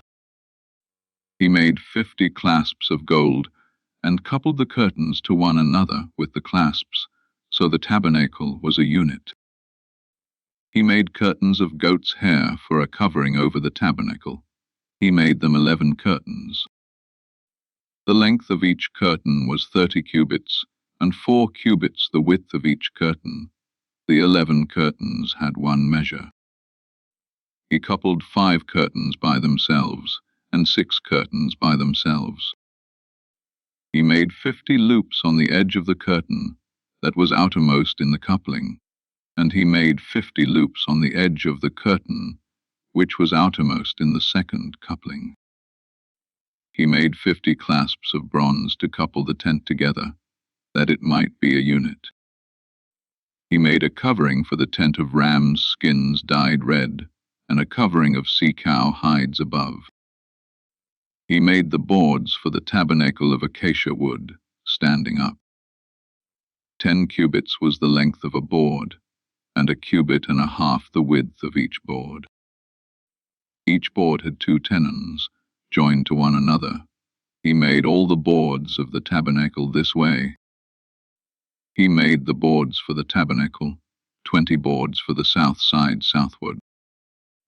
He made 40 sockets of silver under the 20 boards, 2 sockets under one board for its 2 tenons, and 2 sockets under another board for its 2 tenons. For the second side of the tabernacle, on the north side, he made 20 boards, and there 40 sockets of silver, 2 sockets under one board, and 2 sockets under another board. For the far part of the tabernacle westward, he made 6 boards. He made 2 boards for the corners of the tabernacle, in the far part. They were double beneath, and in the same way they were all the way to its top to one ring. He did this to both of them in the 2 corners. There were 8 boards and their sockets of silver, 16 sockets, under every board 2 sockets. He made bars of acacia wood, 5 for the boards of the one side of the tabernacle, and 5 bars for the boards of the other side of the tabernacle, and 5 bars for the boards of the tabernacle for the hinder part westward. He made the middle bar to pass through in the middle of the boards, from the one end to the other. He overlaid the boards with gold, and made their rings of gold as places for the bars, and overlaid the bars with gold. He made the veil of blue, purple, scarlet, and fine twined linen with cherubim. He made it the work of a skillful workman. He made 4 pillars of acacia for it, and overlaid them with gold. Their hooks were of gold. He cast 4 sockets of silver for them. He made a screen for the door of the tent, of blue, purple, scarlet, and fine twined linen, the work of an embroiderer, and the 5 pillars of it with their hooks. He overlaid their capitals and their fillets with gold, and their 5 sockets were of bronze. Exodus chapter 37. Bezalel made the ark of acacia wood. Its length was 2.5 cubits, and its width 1.5 cubits, and 1.5 cubits its height. He overlaid it with pure gold inside and outside, and made a molding of gold for it around it. He cast 4 rings of gold for it in its 4 feet, 2 rings on its one side, and 2 rings on its other side. He made poles of acacia wood and overlaid them with gold. He put the poles into the rings on the sides of the ark, to bear the ark. He made a mercy seat of pure gold. Its length was 2.5 cubits, and 1.5 cubits its width. He made 2 cherubim of gold. He made them of beaten work, at the 2 ends of the mercy seat, 1 cherub at the one end, and 1 cherub at the other end. He made the cherubim of one piece with the mercy seat at its 2 ends. The cherubim spread out their wings above, covering the mercy seat with their wings, with their faces toward one another. The faces of the cherubim were toward the mercy seat. He made the table of acacia wood. Its length was 2 cubits, and its width was a cubit, and its height was a cubit and a half. He overlaid it with pure gold, and made a gold molding around it. He made a border of a hand's width around it, and made a golden molding on its border around it. He cast 4 rings of gold for it, and put the rings in the 4 corners that were on its 4 feet. The rings were close by the border, the places for the poles to carry the table. He made the poles of acacia wood, and overlaid them with gold to carry the table. He made the vessels which were on the table, its dishes, its spoons, its bowls, and its pitchers with which to pour out, of pure gold. He made the lampstand of pure gold. He made the lampstand of beaten work. Its base, its shaft, its cups, its buds, and its flowers were of one piece with it. There were 6 branches going out of its sides. 3 branches of the lamp stand out of its one side, and 3 branches of the lamp stand out of its other side. 3 cups made like almond blossoms in one branch, a bud and a flower, and 3 cups made like almond blossoms in the other branch, a bud and a flower. So for the 6 branches going out of the lampstand. In the lampstand were 4 cups made like almond blossoms, its buds and its flowers, and a bud under 2 branches of one piece with it, and a bud under 2 branches of one piece with it, and a bud under 2 branches of one piece with it, for the 6 branches going out of it. Their buds and their branches were of one piece with it. The whole thing was one beaten work of pure gold. He made its 7 lamps, and its snuffers, and its snuff dishes of pure gold. He made it of a talent of pure gold, with all its vessels. He made the altar of incense of acacia wood. It was square, its length was a cubit, and its width a cubit. Its height was 2 cubits. Its horns were of one piece with it. He overlaid it with pure gold, its top, its sides around it, and its horns. He made a gold molding around it. He made 2 golden rings for it under its molding crown, on its 2 ribs, on its 2 sides, for places for poles with which to carry it. He made the poles of acacia wood, and overlaid them with gold. He made the holy anointing oil, and the pure incense of sweet spices, after the art of the perfumer. Exodus. Chapter 38. He made the altar of burnt offering of acacia wood. It was square. Its length was 5 cubits, its width was 5 cubits, and its height was 3 cubits. He made its horns on its 4 corners. Its horns were of one piece with it, and he overlaid it with bronze. He made all the vessels of the altar, the pots, the shovels, the basins, the forks, and the fire pans. He made all its vessels of bronze. He made for the altar a grating of a network of bronze, under the ledge around it beneath, reaching halfway up. He cast 4 rings for the 4 corners of bronze grating, to be places for the poles. He made the poles of acacia wood, and overlaid them with bronze. He put the poles into the rings on the sides of the altar, with which to carry it. He made it hollow with planks. He made the basin of bronze, and its base of bronze, out of the mirrors of the ministering women, who ministered at the door of the tent of meeting. He made the court. For the south side southward the hangings of the court were of fine twined linen, 100 cubits. Their pillars were 20, and their sockets 20 of bronze. The hooks of the pillars and their fillets were of silver. For the north side 100 cubits, their pillars 20, and their sockets 20, of bronze, the hooks of the pillars, and their fillets of silver. For the west side were hangings of 50 cubits, their pillars 10, and their sockets 10, the hooks of the pillars, and their fillets of silver. For the east side eastward 50 cubits. The hangings for the one side were 15 cubits, their pillars 3, and their sockets 3. And so for the other side on this hand, and that hand by the gate of the court were hangings of 15 cubits, their pillars 3, and their sockets 3. All the hangings around the court were of fine twined linen. The sockets for the pillars were of bronze. The hooks of the pillars and their fillets were of silver. Their capitals were overlaid with silver. All the pillars of the court had silver bands. The screen for the gate of the court was the work of the embroiderer, of blue, purple, scarlet, and fine twined linen.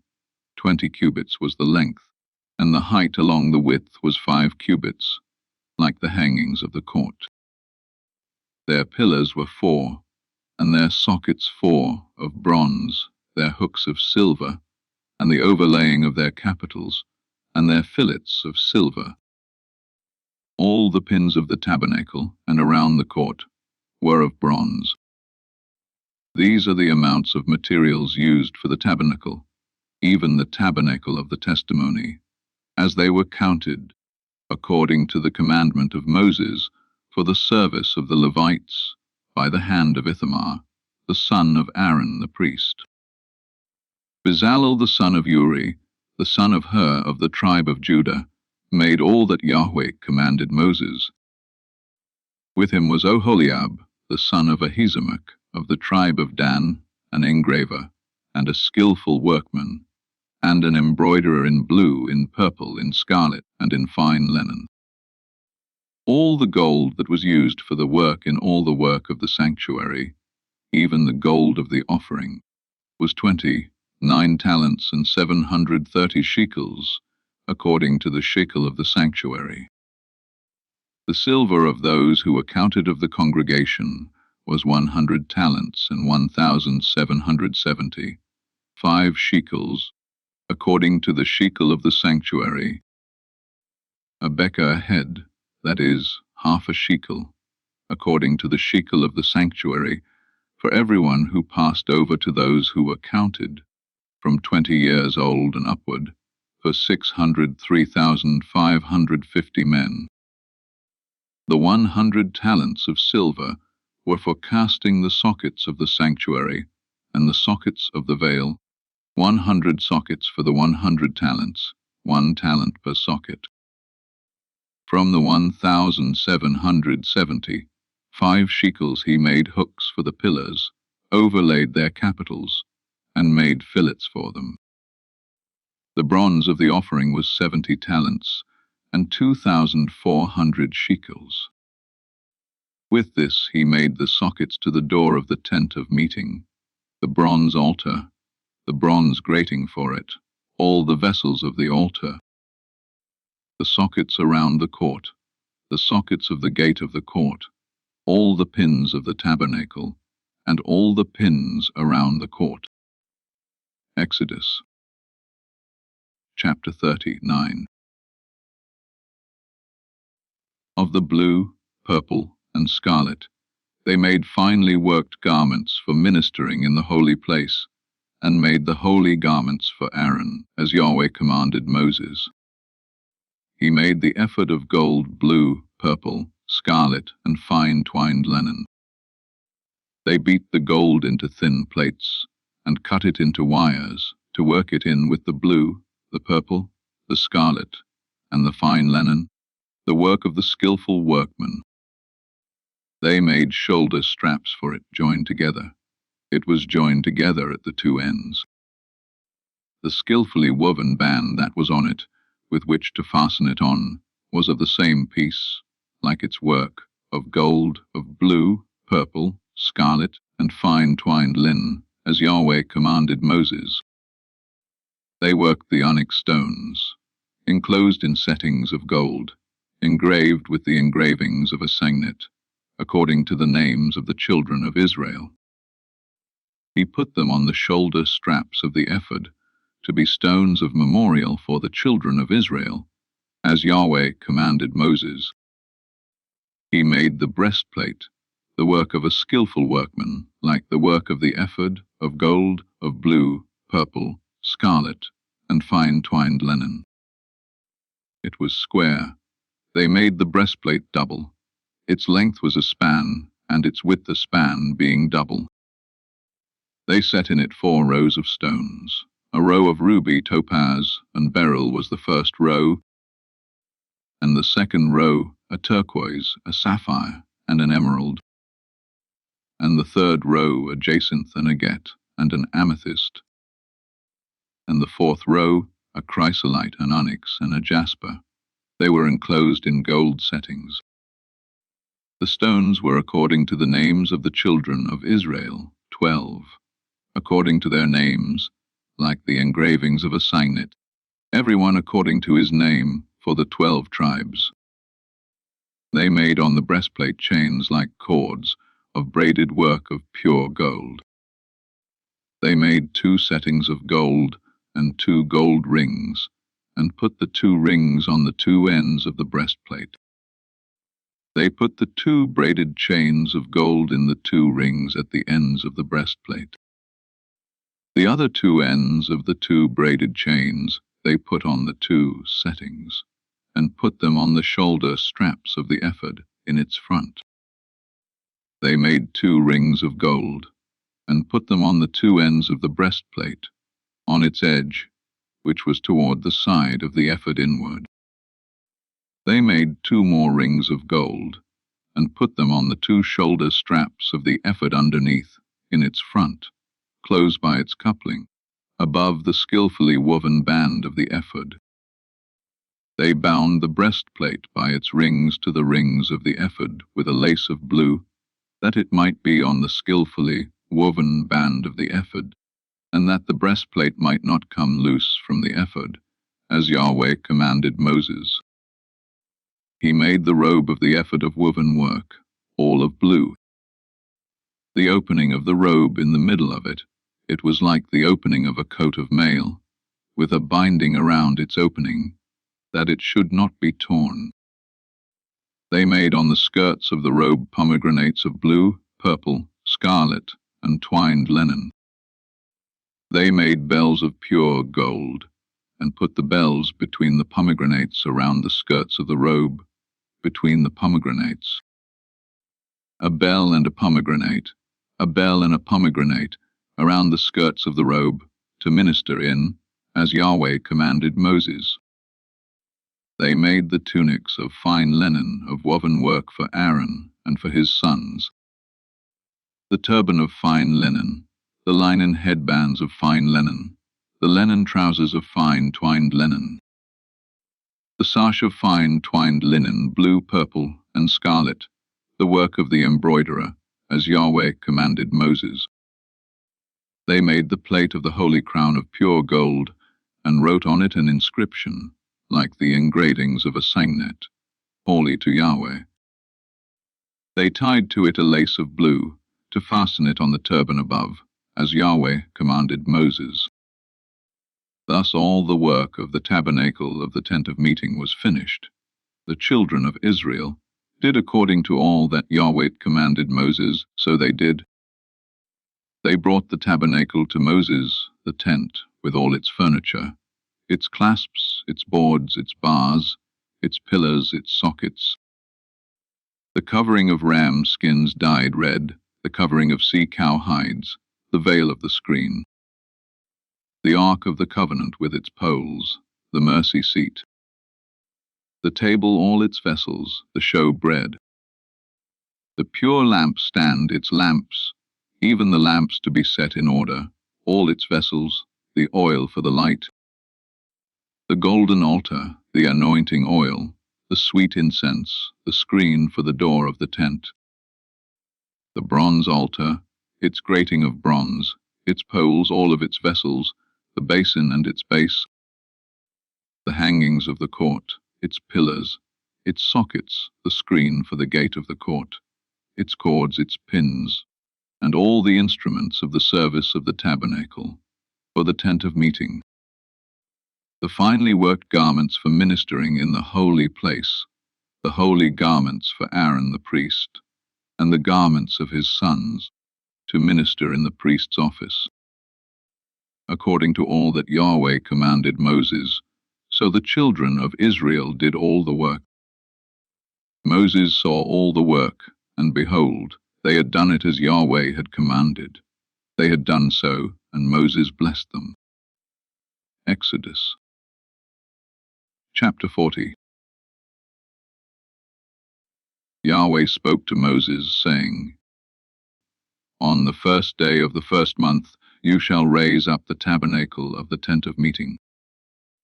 You shall put the ark of the covenant in it, and you shall screen the ark with the veil. You shall bring in the table, and set in order the things that are on it. You shall bring in the lampstand, and light its lamps. You shall set the golden altar for incense before the ark of the covenant, and put the screen of the door to the tabernacle. You shall set the altar of burnt offering before the door of the tabernacle of the tent of meeting. You shall set the basin between the tent of meeting and the altar, and shall put water therein. You shall set up the court around it, and hang up the screen of the gate of the court. You shall take the anointing oil, and anoint the tabernacle, and all that is in it, and shall make it holy, and all its furniture, and it will be holy. You shall anoint the altar of burnt offering, with all its vessels, and sanctify the altar, and the altar will be most holy. You shall anoint the basin and its base, and sanctify it. You shall bring Aaron and his sons to the door of the tent of meeting, and shall wash them with water. You shall put on Aaron the holy garments, and you shall anoint him, and sanctify him, that he may minister to me in the priest's office. You shall bring his sons, and put tunics on them. You shall anoint them, as you anointed their father, that they may minister to me in the priest's office. Their anointing shall be to them for an everlasting priesthood throughout their generations. Moses did so. According to all that Yahweh commanded him, so he did. In the first month in the second year, on the first day of the month, the tabernacle was raised up. Moses raised up the tabernacle, and laid its sockets, and set up its boards, and put in its bars, and raised up its pillars. He spread the covering over the tent, and put the roof of the tabernacle above on it, as Yahweh commanded Moses. He took and put the covenant into the ark, and set the poles on the ark, and put the mercy seat above on the ark. He brought the ark into the tabernacle, and set up the veil of the screen, and screened the ark of the covenant, as Yahweh commanded Moses. He put the table in the tent of meeting, on the north side of the tabernacle, outside of the veil. He set the bread in order on it before Yahweh, as Yahweh commanded Moses. He put the lampstand in the tent of meeting, opposite the table, on the south side of the tabernacle. He lit the lamps before Yahweh, as Yahweh commanded Moses. He put the golden altar in the tent of meeting before the veil, and he burned incense of sweet spices on it, as Yahweh commanded Moses. He put up the screen of the door to the tabernacle. He set the altar of burnt offering at the door of the tabernacle of the tent of meeting, and offered on it the burnt offering and the meal offering, as Yahweh commanded Moses.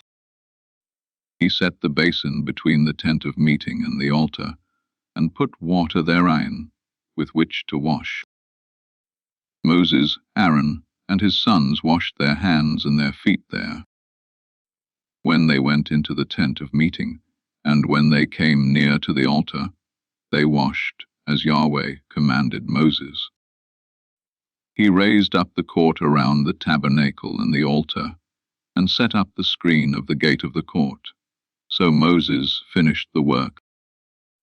Then the cloud covered the tent of meeting, and Yahweh's glory filled the tabernacle. Moses wasn't able to enter into the tent of meeting, because the cloud stayed on it, and Yahweh's glory filled the tabernacle. When the cloud was taken up from over the tabernacle, the children of Israel went onward, throughout all their journeys. But if the cloud wasn't taken up, then they didn't travel until the day that it was taken up. For the cloud of Yahweh was on the tabernacle by day, and there was fire in the cloud by night, in the sight of all the house of Israel, throughout all their journeys.